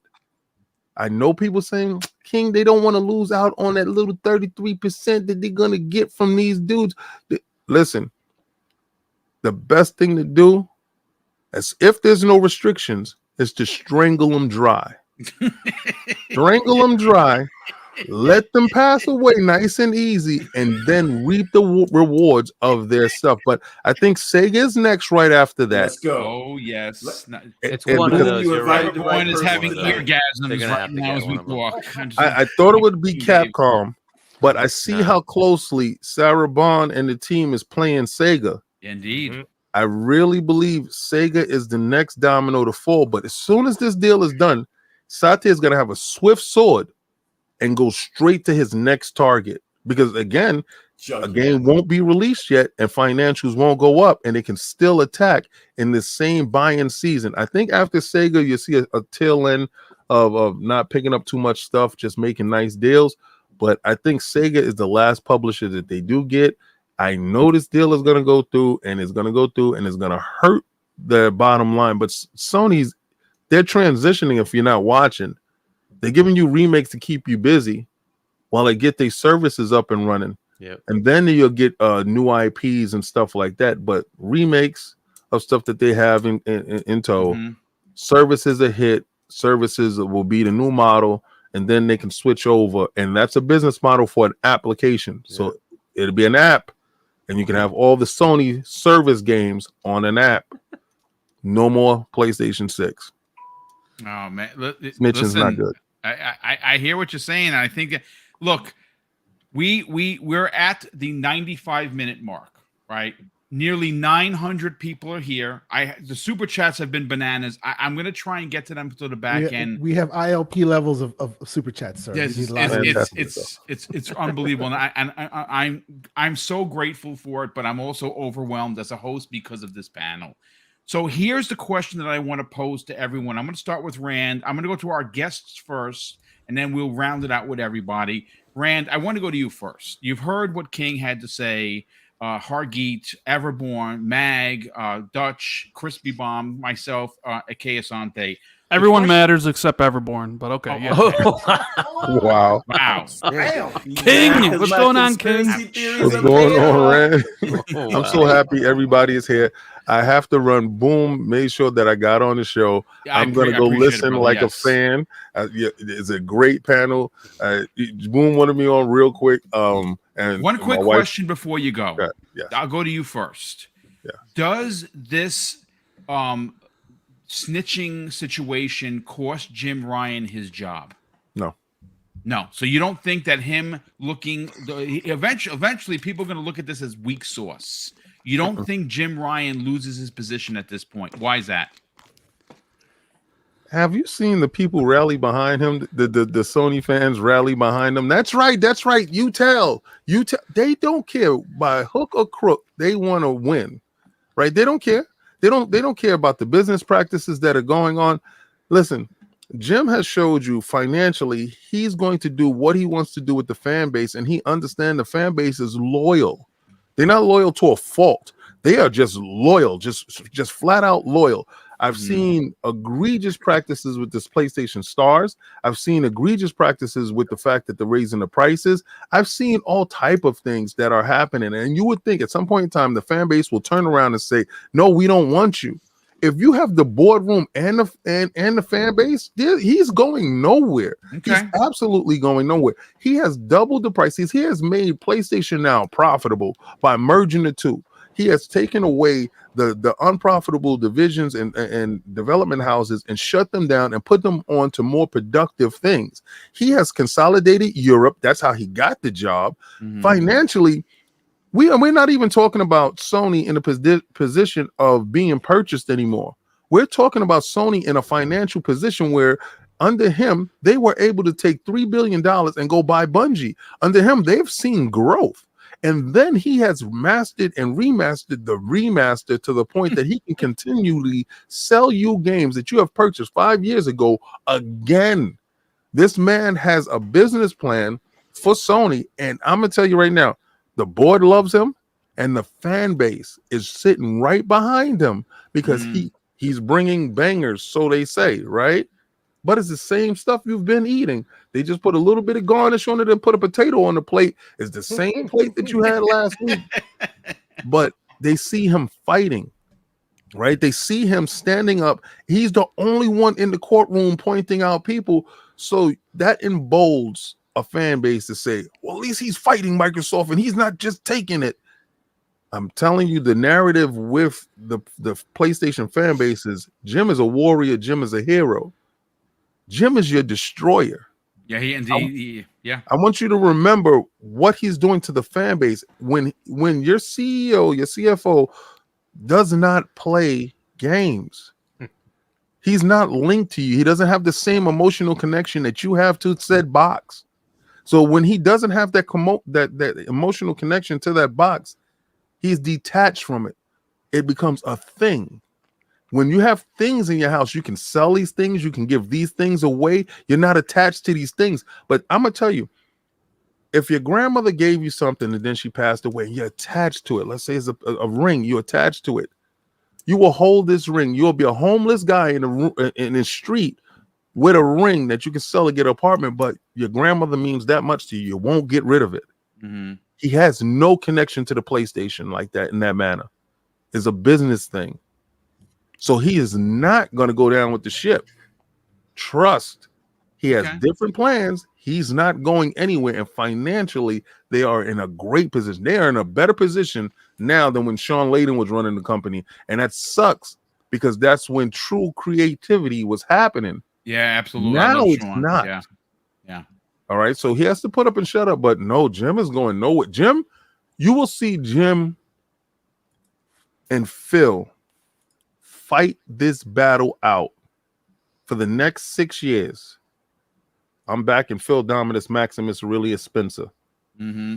He has the bigger bank, the bigger war chess, and I think he plays chess at such a level that you don't see his moves happening until you're finished. We already the knife's already Jim in, is what you're saying. fighting. Yeah, so no, Jim is going nowhere, and I actually like some of the moves that he does. I just don't like other moves that he does, but he's aggressive with Sony, and this is aggressively not being creative, being aggressive is what you want to see from Sony, and it's happening. Good King, stuff, you know that they held an 8-hour therapy session a day in Spaces. Oh, 8 hours. 8 hours, a full shift. 8 hours. Wow. Oh man, I gotta go check and see if there's any floods in the background from the Sony Tech office. lot of tears. 8 hours, King. I believe you. You know what? Most of those people actually probably stayed for those 8 hours and didn't get a dime, but certainly got their bars off. Listen, Rand, guys. I'm going to change the question for you because really King knocked it out of the park. But here's my question to you. Go watch. We heard many people on this panel say that the way Jim Ryan has conducted himself, both behind the scenes, which we don't know about, and publicly, has potentially angered, potentially could have really put a kibosh on this deal.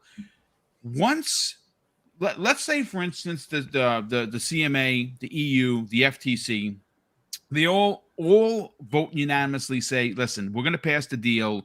There are no restrictions because what's happening isn't going to hurt the market, which is what they're there to protect. It's not going to put consumers on, where we're going to have to worry about Xbox Game Pass going from $15 a month to $75 a month in tough titty, right? Do you see a world where Microsoft, after the 2024 deal, doesn't extend Sony's contract? Who are you asking? Sorry. He's asking me, because Hargate never shows up to my podcast, by the way. Holy matrimony. Shots fired, ladies and gentlemen. He doesn't, he was there last week, but, it had been like 2 months before, 2 months? Not like a month ago. When was your birthday, buddy? The 27th of August. Either way. I don't blame Jim Ryan for doing what he needs to do. Like, he's got to protect PlayStation. He just just doesn't have a leg to stand on. He just doesn't have an argument to back everything up, right? Because it's all just paper. It just basically gets shredded if you actually take a long look at it. Do I think that they won't extend it? I'm of the opinion that Microsoft is going to keep Call of Duty on PlayStation for the foreseeable future. So I would imagine, I don't know how long that time frame is, whether it's 5 years, 10 years, 20 years, or whatever. I don't think the EU or the CMA or the FTC passing it with no restrictions is going to essentially change Microsoft's position of offering a 3-year contract. Because that means, like, Jim is just going to have to accept it, right? And Jim knows, this is the other thing, like, Jim knows that he's not going to get an offer in perpetuity. Right. Because he would never give somebody an offer in perpetuity. And he knows the regulators, even if there was a consent decree, would never offer or can't offer, like, hey, you have to do this. Like, he knows that. Like, he knows that they can't do that. So it's all a play for other things or different things or longer term, right? So I think Microsoft would just be like, here's a 3-year deal that we originally offered you. Sign it or else. And maybe Sony gets a little, petty. And Sony's like, nah, screw you. We're not signing this. Like, just remove Call of Duty from this, because nobody ever talks about that. Like, what if Call of Duty? What if there's a breakdown and they're just like, nah, we don't want Call of Duty anymore. Screw it. Fair like, enough. not even sign it. I mean, I don't know how that would turn out. I would imagine very bad for their bottom line. They did But it to Cyberpunk. Not the same, but they did it. Well, I mean, they removed it from the store. They didn't really. At that time, say, though, to be fair, at that time they did it to Cyberpunk to stop people from seeing that their return policy was crap. That's why they did that. Yeah, when that's it was true. good again, it could return back to the store. So yeah, I don't really see it changing Microsoft and Phil's, what they would offer. I think they still want Call of Duty on PlayStation for a long time. I think they're probably happy with the idea of PlayStation guys spending $70 and Xbox guys getting it in Game Pass. Yep. I think that's what they truly want, and they want to keep that money rolling in from microtransactions and all that sort of stuff because they spent a lot of money on it. So I don't think it really changes much.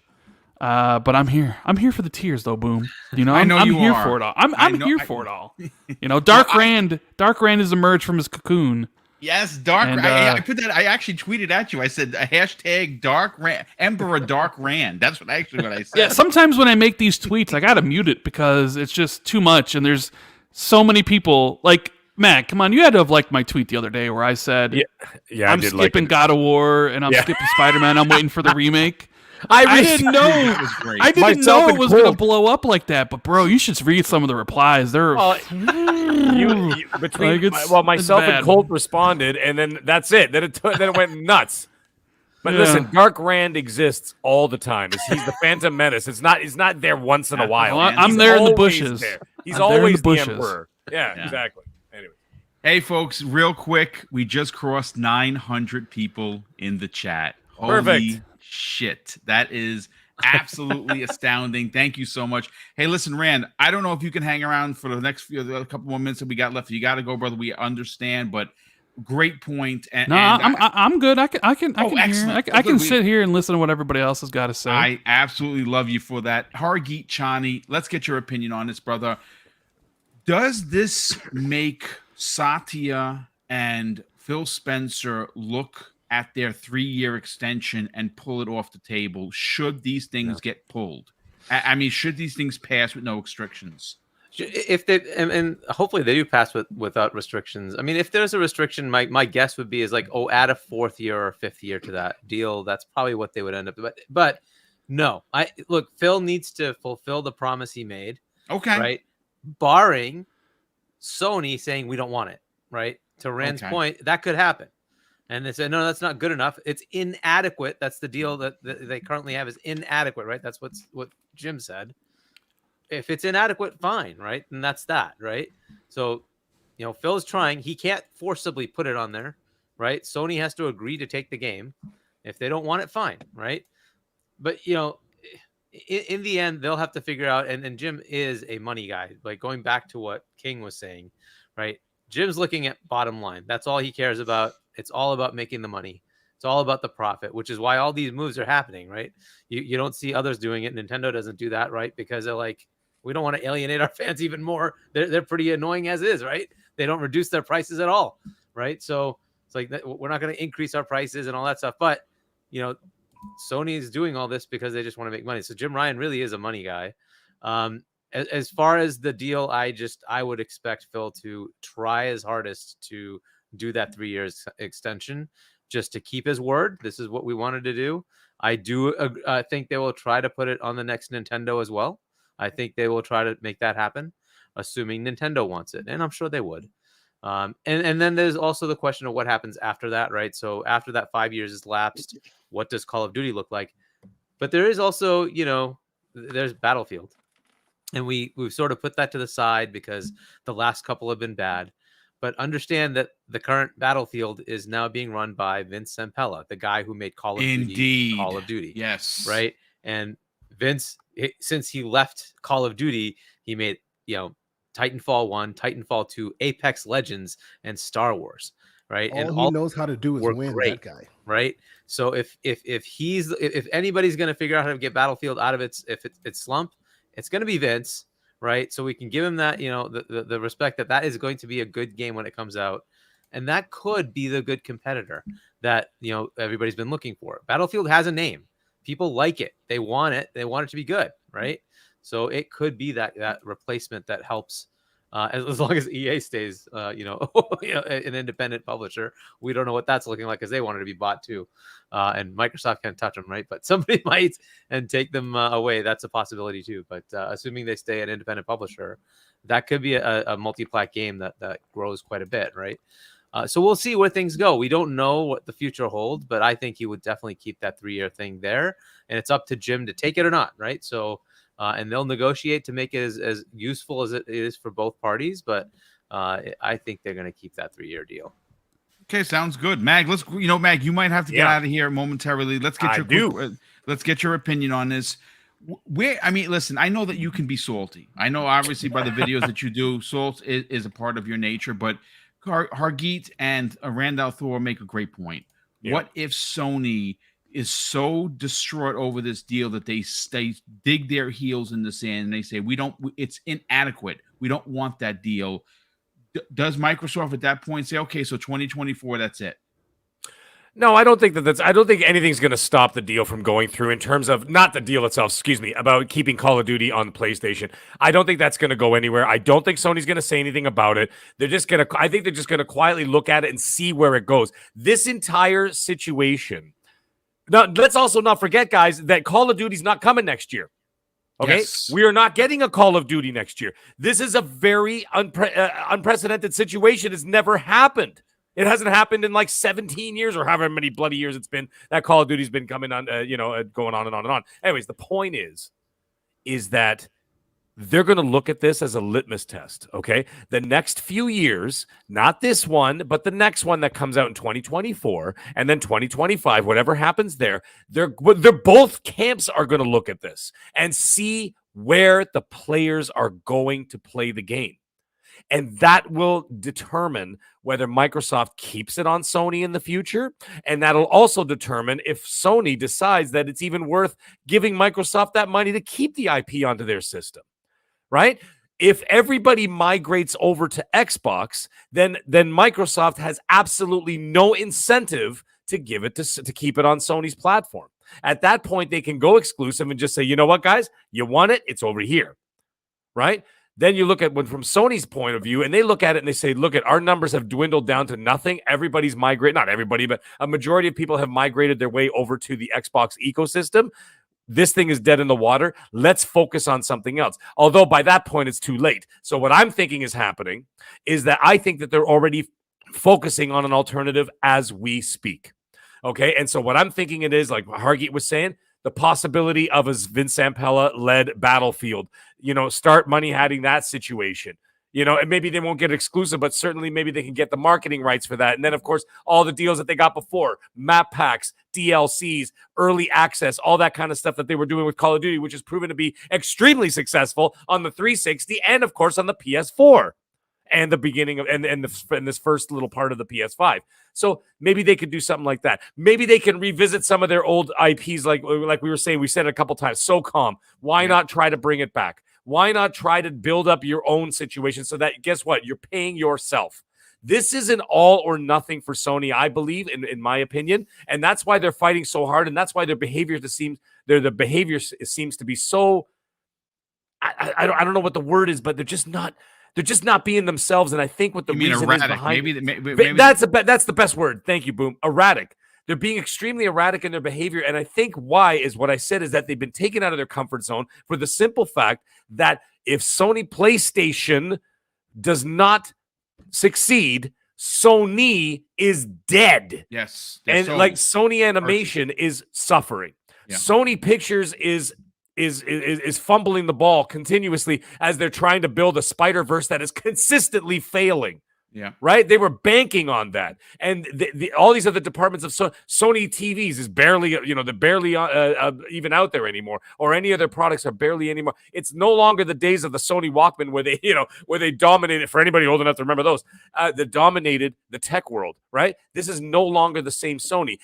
All their eggs are in the PlayStation basket.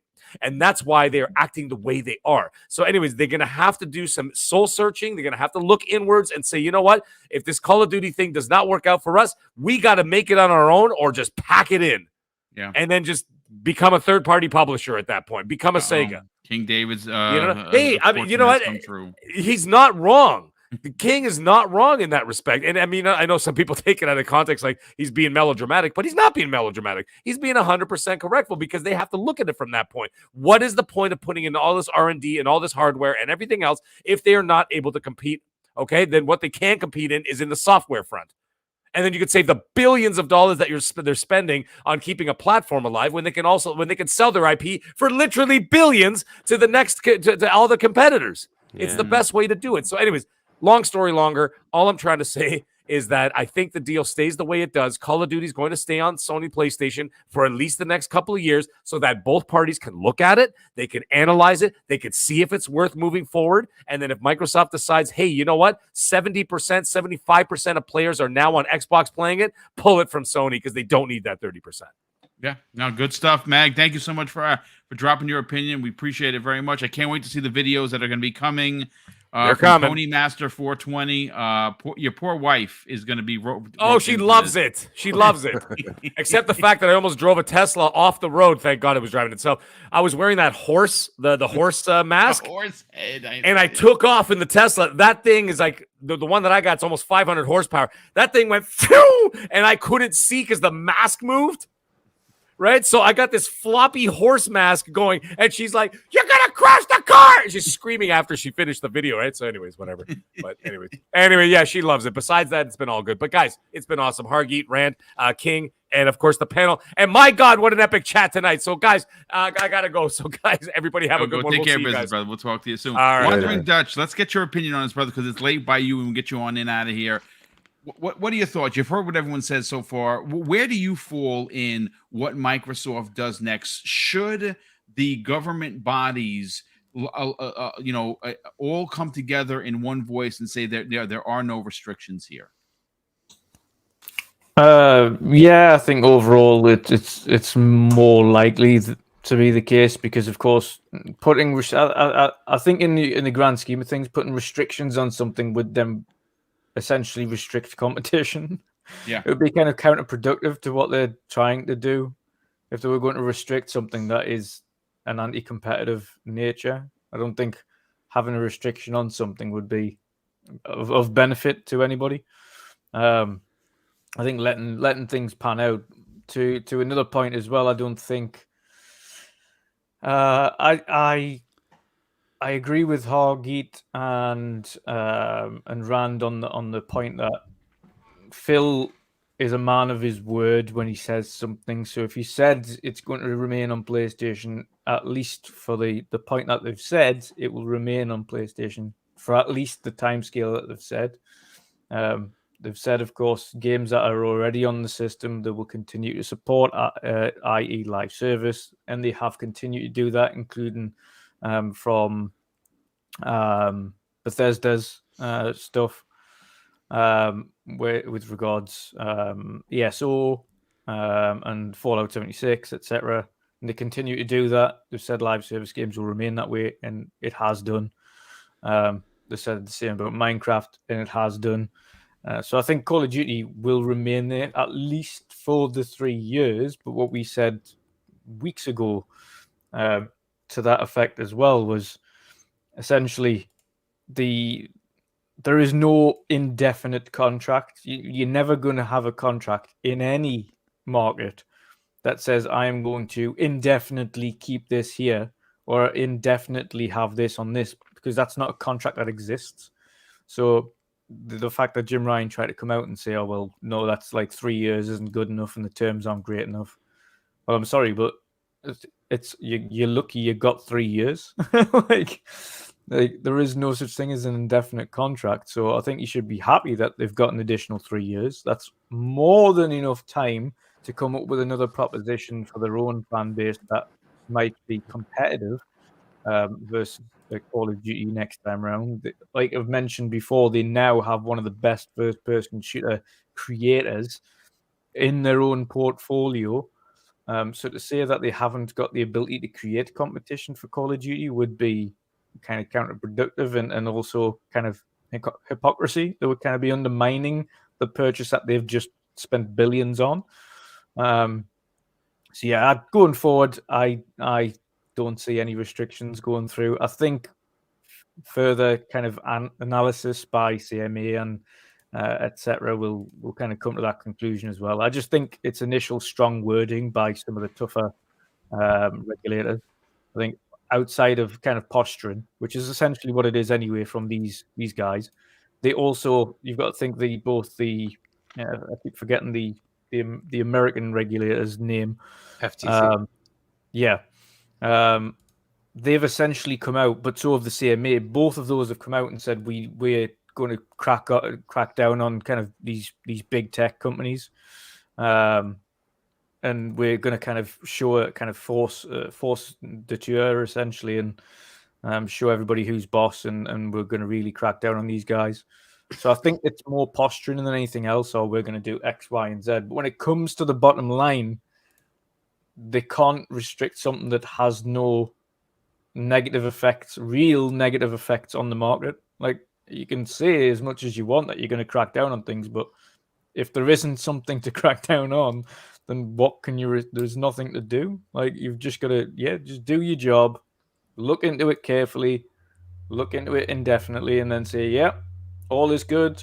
Have fun. See you later. So I think also don't use block emojis in your tweets if you're a government agency, because that's just stupid. Yeah. It may as well just be standing. Yeah, it's just ridiculous. Let's bring in Crispy Bomb. Thanks again for the point, Dutch. Crispy Bomb, listen, you've heard everyone's thoughts so far, but I'm interested to hear yours. Talk about it. And everybody's like nailed like every point that I was going to say. I do think that, as far as like Jim, ever losing his job, because I like to, I'm kind of go into like a little bit of everything here. I don't think it would be logical. Right now, you have to look at what PlayStation's doing, and they are transitioning just like when we saw Xbox transition. And you look at this and you say, okay, they're gonna go to these live service games. Now, I think a 3-year lifespan with relying on Call of Duty is fine. I think the problem that anybody doesn't really talk about is that Microsoft wants the marketing rights back. And that's 100%. What Sony has, and that's why they don't want to go past 3 years. You know what I'm saying? I don't think they're thinking at all of taking Call of Duty off of there. You might see some exclusive skins, but I also don't think that they're going to do some of the things that PlayStation does, have exclusive modes and stuff like that. I think, they're just going to be like, hey, you can have it. We're going to have a little bit for our game. I think the exclusive is going to be $15 versus $76.40. And we might get some skins or something, I think something simple, what I mean? Maybe some extra, currency or something like that. Microsoft's good at just, hey, you're in the ecosystem. Here you go. I mean, how many times you gotten a free $5 gift card? Just randomly. There's like $5, $10 gift card. Here you go. It's like, we know you're going to spend it here, but it might get you to pay more. It's actually a logical thought process. So, you look at that. Restricted to the US, by the way. Like, I didn't know that. They could add that for the rest of the world. Yeah. Because of some regulatory reasons, they're not allowed to do certain things. Yeah, so it always ends up being US because it becomes income and it's such a pain in the ass. It looks bad on them, but it's usually not their fault why they can't. Yeah, they'd love to. Neither here nor there. And then also, PlayStation has been petty before. They might be like, okay, we got these live service games out, because eventually they're going to have to say, okay, we'll take the marketing for now because they don't have their live service games. So you go and say, all right, we'll take the marketing. You know what? After this, we don't care what you do. You know what I mean? Oh, or they might be like, we don't even want Call of Duty anymore. Cue the remaster of Killzone. You know what I mean? Like let's get it out here. You know what I mean? Like, it's just, I don't know. Like, it doesn't seem logical at this time to look at this and really have a full-on thought, because I don't believe Microsoft was sitting there waiting for Sony to be like this. So I think the cards have kind of flipped a different way, and you're almost playing a different card game now, and you don't know the way like Satya came out and everything. I don't think they planned on a lot of this stuff. They obviously had responses, but I don't think they ever thought they were going to have to do that. And I think that's where you never know. I mean, King might have a point, Rand, Hargi, you might have a point. Like, that's where I go and say, like, we kind of have all these different little tidbits, and I kind of agree a little bit with everything. So it's going to be interesting to see. Yeah, the next couple of weeks is going to keep podcasting entertaining for sure. Asante, let's get your opinion, brother. What are your thoughts on this, man? I mean, does Microsoft become petty? Honestly, I as the panel has excellently pointed out, business is business, right? If they've already, if they have come out and said it, and if you've heard Jim or Phil Spencer and or Satya Nadella come out and say something, just the fact that they've opened their mouth and said it, or it's been in an interview, or it's been printed somewhere, that is a tacit, like, literally in stone, that they're going to do that. And if they don't, they're going to do their best to explain why they can't. PR is big for Microsoft. That's always has been, right? It's always been really, really big. So because of that, because of what the EU / CMA did to them way back in the day, PR is very, very much priority for them, right? So because of all that, I don't think that you'll see that, because of the way their relationship may be souring or whatever, you won't see anything untoward happen because of that.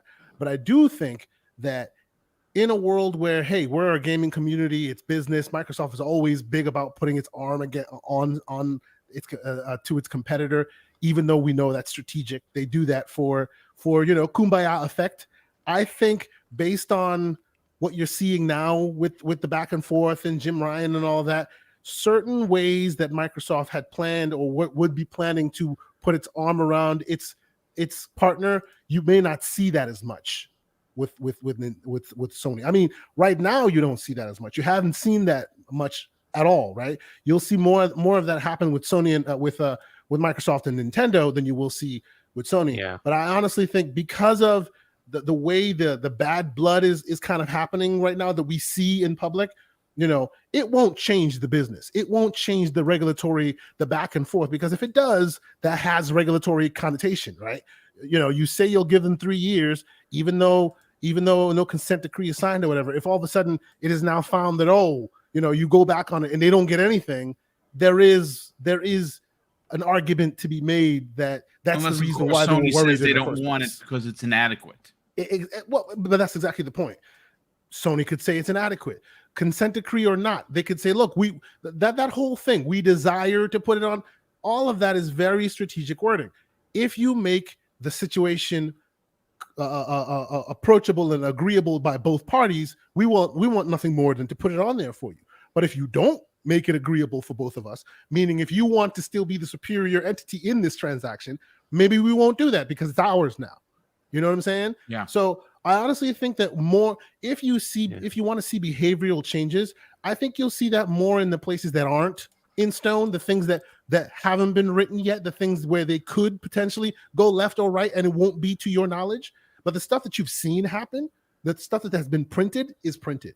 They would not go back. Unless Sony says that. Unless there's a way of justifying, and the idea that Jim will lose his job, I honestly don't think that is the case, because I always say this, and I've said this with Everborn, and I always say this, like Sony is training its consumers, right? This would be a horrible black eye for everyone else. I've heard Hargeet call him weak, rightly so. I've heard, Rand and everybody's talking about, they're this, they're that, how their perception is in the market. What have you ever noticed a company that could give two shits about their perception in the market? They could care less how they look in this market. Right? Yeah, there's a point to that though, Asante, is that they have shareholders, and you're the 100%, shareholders are going 100%. to as long as those shareholders see that whatever they're doing, whether it be underhanded or whatever, if it's still translating to money for them, he's fighting for us. That's when it becomes it's the money. When it flips over, then we the start seeing some actions. But it's not necessarily just perception that they care about. Microsoft cares about perception. That's 100%. It's their bread and butter. Perception is key for Microsoft. I don't think that everybody keeps going, Microsoft would never lose that 30%. They could give two craps about 30%. They are beyond it's money. 70%. They have been for a long time. For the other side. However percentage that they would receive or what they do not care about the scraps on the table that seem like the whole plate to us. Right? It seems like the whole plate to us. But if you've been worth trillions of dollars for a long time, that's a scrap on your plate. They see beyond that. Yep. Right. So I don't see them going, we're going to keep it there because we need the money. But they want their platform. Yep. And they're very close to finally having a consumer facing platform that's theirs. If Sony acts up, that's when they're justified in being and Microsoft also being a bit aggressive, because now you've opened the door to let them be aggressive and Microsoft won't take any hit for it. Right? Sony gets to take all the hits they want because that's how they train people. I'm sorry. No, it's all right. With perception, more to that point, we've mentioned this before, specifically when they first started getting or going into acquiring Activision Blizzard. The perception that they would have to change is the issues ongoing at Activision Blizzard regarding the workers. Yep. And that is something that they would have to change because they cannot afford the knock to public perception to the company that would befall them should these claims continue to exist at the company. Public image, it takes precedence for Microsoft over everything else because they, as one of the largest technical companies in the world, second largest or first, depending on the day. That's right. Have that public image at complete crystal clarity, media darling, etc., because they are scrutinized by governments, not by just little regulators. Like full governments scrutinize them for what they do. Otherwise, they lose big contracts, much bigger contracts than this. Well, what about 100%. The people scrutinizing them from Twitter, though, Dutch? They count. They do not care about they certainly don't pay. But listen, Asante, great points, brother. Let's get everyone Saga. He get his opinion, and then we will get everyone the H out of here. Everyone, you've heard what everyone has to say. You're very scandalous in the way that you approach these things. You like being petty. You love it. You love the petty tears. I also like being right. Well, that is true. You do like being right. But what are your thoughts on this? Where does this go? Should the regulatory bodies, in conjunction, all say that they're going to approve this deal with no concessions, with no restrictions for Microsoft to keep this game, this IP strategically on PlayStation so Sony doesn't lose their fan base, it doesn't lose their marketplace as number one? Well, I mean, I think, should the deal go through without any major concessions, I actually don't think Microsoft, because they're going to have such a large presence at that point, and they're going to be so focused on their execution paths, and they're going to know how long it's going to actually take to integrate Activision. I don't think it's worth it to, and I'm not talking about monetarily either. I just don't think it's worth it to take it off just right away. And I don't think what Microsoft knew that Sony would do this, right? I think they've probably got the best lawyers in the world probably working for them at this point in time on this deal, just because it's so large. And I really don't think they're gonna walk around like, oh, you tried to stop this thing, now you get nothing. Now we're the suit Nazis, right? No soup for you. Right. So, but I do think though it's a very real possibility that whatever the next generations of consoles are, that's the time to take it off. Because here's what you effectively do, right? You promise 3 years, and I think the 3 years was very important and strategic because That's around the time when the next generation comes. But what you've effectively done is given yourself those 5 years for people to associate COD with the Xbox. And once they do that, you are going to migrate over, nearly all the casuals that only play COD, right? The ones that moved over from the 360 and all the people that grew on the PlayStation. So you'll get those people. And that's before you get to the $70 versus or $60, whatever they're going to do, versus Game Pass, right? You're going to move a lot of people over, and you don't have to worry about the customers. And I'm not talking about the PlayStation Zealot customers. Nobody cares about them. Nobody. But I am talking about... You do. You care about them. Come on now. You hold their hands. I care about their tears. I bathe in them. But I think that by the time we get to 2027, 2028, they reassess, they look at the market and they say, listen, and this is if it works, right? We've moved over the casuals, right? We've moved over enough people with Game Pass, and now people associate this IP with us. That will also come at the time where people are making new decisions to buy consoles. And I think that's why that was mentioned in the CMA's arguments, because at the beginning of the new next generation, nobody's going to be mad at you because they're going to know it's yours. People will have gone through their 7 stages of grief or whatever, however many stages it is. And they will say, okay, now I have to buy a new console. I'm going to choose the Xbox because that's where it's going to be, as opposed to doing it in the middle of the gen after people just spent $1,000 buying a PS5 from a scalper. So I think that is the time to do it. I don't think it comes off right away, and I think that's beneficial to them, because the more they show you, hey, biggest game of the year every year is in this subscription service, while you're paying full price for it over there, you kind of drive the value proposition home for Game Pass. So it being on the PlayStation platform is an advertisement for Game Pass and the value that it offers. So I think that they keep it there. And I think there's going to be a point where Sony doesn't want it, right? Because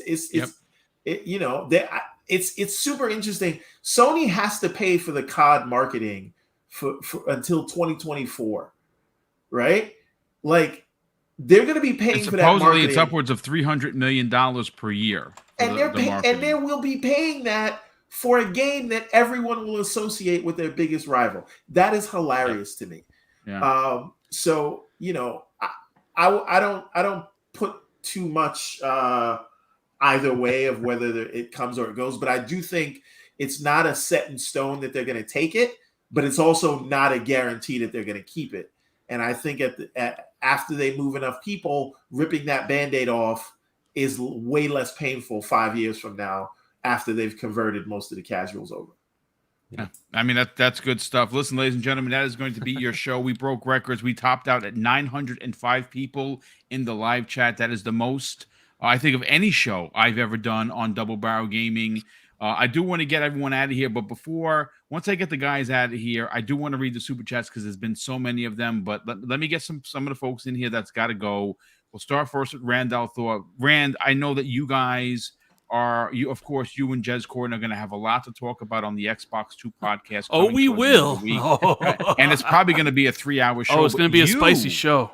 You are going to have some videos coming out. Talk. Make sure you drink. He drinks. Yes, absolutely drink for sure. Well, don't say that to Jez, because then he's going to be boxed out of his mind live on the air, as always. But Rand, I don't think you have to sell your brand, but I still want to do it. You are closing in on 100,000 subs. I think you're at 87,000 subscribers. The work that you have done has been nothing short of God tier. I love the fact that that you not only are so high in the YouTube community, but you still make time for smaller shows like this. Brother, tell everyone where they can reach out to you on social media and where they can find the next bunch of incredible videos coming from Randall Thor 19.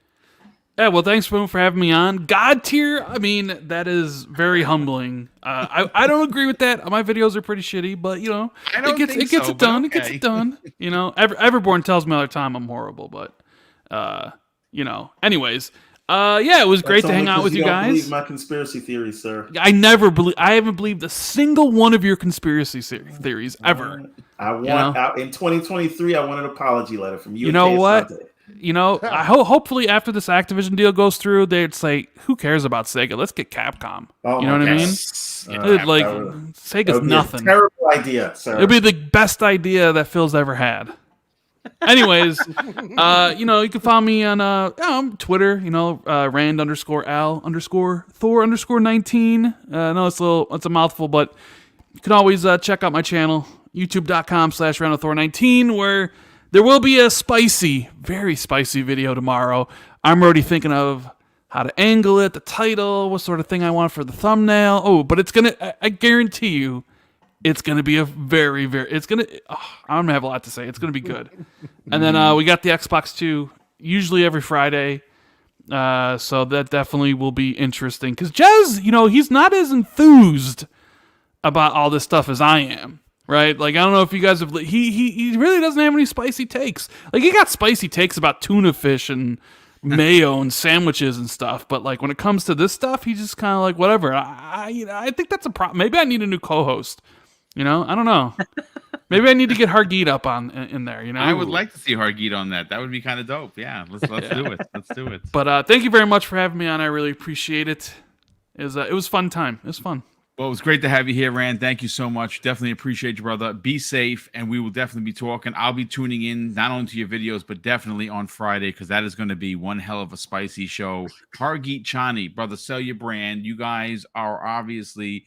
You are a part of the incredible network over at Game On Daily with obviously Asa and Gaz. He's been putting out hilarious takes recently. I can't wait to see what he has in store for this. I'm sure it's going to be bananas. Talk about it, brother. Where can people reach out to you on potential social media? And what do you guys got going on over at Game On Daily? Yeah, so GameOnDaily.com. It's a news aggregation platform. There's going to be a few articles that you can read there. About this. Only a few?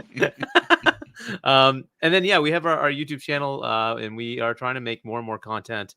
But we do have our Go Live show every Saturday, 4 p.m. Eastern. So, yeah, check us out, youtube.com/GameOnDaily. For me, I'm not on any of the social media. I'm on Discord, Xbox. I had a PlayStation. I still have it. I just don't have a PlayStation. So H Chani is the tag on both. So yeah.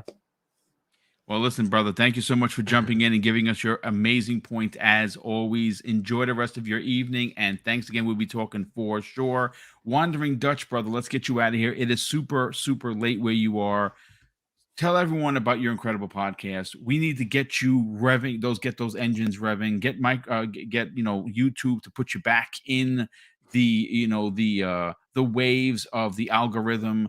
You took some time off for some personal reasons, but you're back. Talk about it. Where could people reach out to you on social media? But also check out your weekly podcast, which should be fire this week.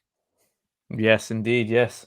Yeah, you can find me everywhere at Wondering Dutch. Of course, YouTube at Wondering Dutch, Twitter at Wondering Dutch, Xbox kind of Wandering Dutch. It's abbreviated because of letter restrictions.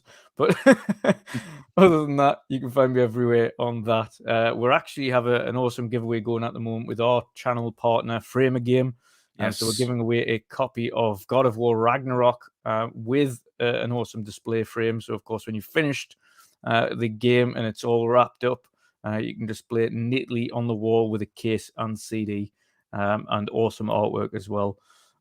So we've teamed up with them to bring that. Again, if you go over to my Twitter, everyone can take part. It's really easy to enter, of course. But yes, other than that, of course, Wednesday evenings, like it is tonight, we had our podcast, of course, with our usual bunch of awesome guys, Box and Burger, BitCloud Gaming, Mick, Jen, Patya, awesome bunch. And of course, on Sunday, we have our weekend edition as well. We do go toe-to-toe with the Iron Lords. Of course, we're never going to get the crowd, but it's a little bit more of a relaxed session there. So we wrap up the gaming news that we might have come a little bit too late for the Wednesday show.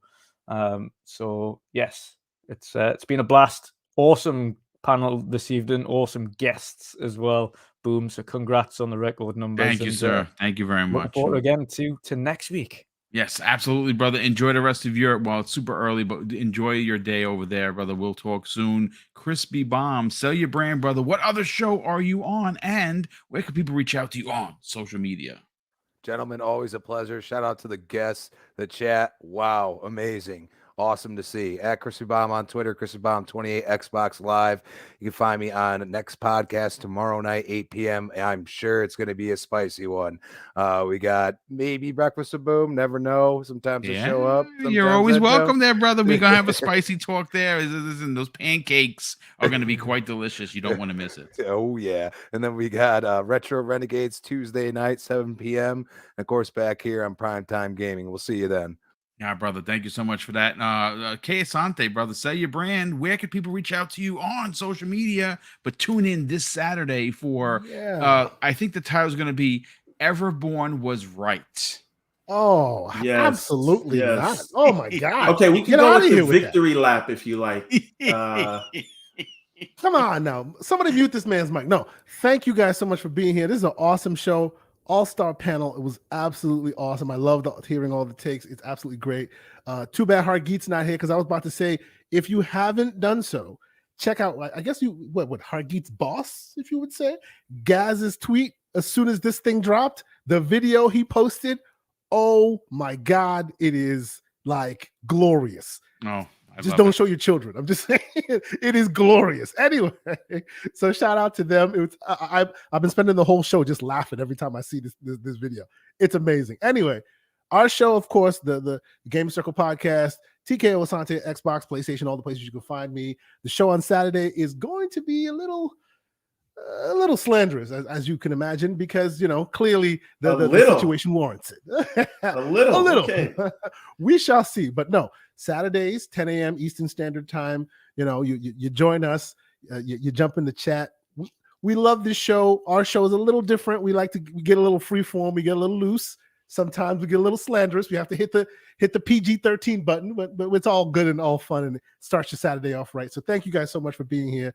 We'll be here next week again, but catch y'all Saturday if you can join us. Thank you very much. Yeah, that's going to be a good show. I can't wait for it. I can't wait for all of our favorite podcasters to hear what they have to say. Everborn Saga, sell your brand, brother. Talk about it. Where can people check out your incredible anime? You got a game going on that you're working on in the background, and more importantly, where can people reach out to you on social media and tell you that you were right? The answer to all of those questions is Everborn Saga. So you go to your favorite social or gaming platform, or you go to everbornsaga.com, or you go to the internet and you just type in Everborn Saga and you will find me there. So Facebook, Instagram, TikTok, Xbox, PlayStation, Steam, most importantly, everbornsaga.com. That is where you can get the books. That is where you can learn more about the game. And we are going to be launching a Patreon very soon to help us with the production of the game, and that'll get you inside access and early builds, alpha builds of the game. So that's coming soon. I promise. I'm just waiting until I have more to show so I can show you guys. So coming soon. All right, brother. Well, listen, ladies and gentlemen, that's Primetime Gaming for this Wednesday evening. Just going to catch up with some of the super chats. Courtney drops a $10 super chat and says, I'm mostly a PC player, but I like the moves that Xbox is doing. PlayStation needs to stop all that crying and compete. They woke a sleeping giant. You wanted it. You got it. Highlander 001 drops a $10 super chat and says, hey, Mr. Boom. And what a great panel. Hope your mom is doing better. And indeed she is. Thank you for that. Sony forced Microsoft to make these acquisitions by paying to keep games off of Xbox and out of Game Pass. Sony asked for this. Dan Lazaro drops a $2 super chat and says, I'm for the still charged PlayStation players $70 for Call of Duty. Skywalker UAV1 drops a $2 super chat and says, he actually a super sticker where it's a game over sticker. Indeed. We had Jim Ryan in there. Crying Jim Ryan was in the chat thanks to Wandering Dutch. And he says, anyone who gets me a plane ticket out of Brazil will get 5 digital collectibles. That's a good spending there, Jim. Excellent. I'm gonna send you a plane ticket right now so I can get those exclusive NFTs. The Jay Jigga drops a $5 super chat and says PlayStation, oh God, is Amber Heard and Xbox is Johnny Depp. If the issues go to court, I want it televised for my enjoyment. Sony will slaughter for sure. Will get slaughtered for sure. That's hilarious. We also have Quibini Gaming drops a $5 super chat and says, was this mentioned? Saudi Arabia approved the deal today as well. Actually, they approved the deal, I think, on the 23rd of August. It just wasn't really talked about. But thank you so much for that. Mass Erect, who's been a member for a month, drops a $2 super chat and says, salute to the All-Star cast. Have a great show. Thank you so much. Brett Bingham, who's a new channel member, drops a $2 super chat and says, Mag clapping Sony's cheeks live right now. Oh my God. Valerian drops a $5 super chat and says, Jim showed up in Brussels in a trashed secondhand suit, giving his best Oliver Twist performance, asking for more EU help. Brazil says, by Jim. Indeed, absolutely. And Highlander 11 drops an additional $5 super chat and says, the only thing said about the ABK deal closing is Sony ponies will have nothing to talk about. In the end, Microsoft will win. Sony asked for this. Indeed. Brett Bingham drops an additional $5 super chat and says, hear me out.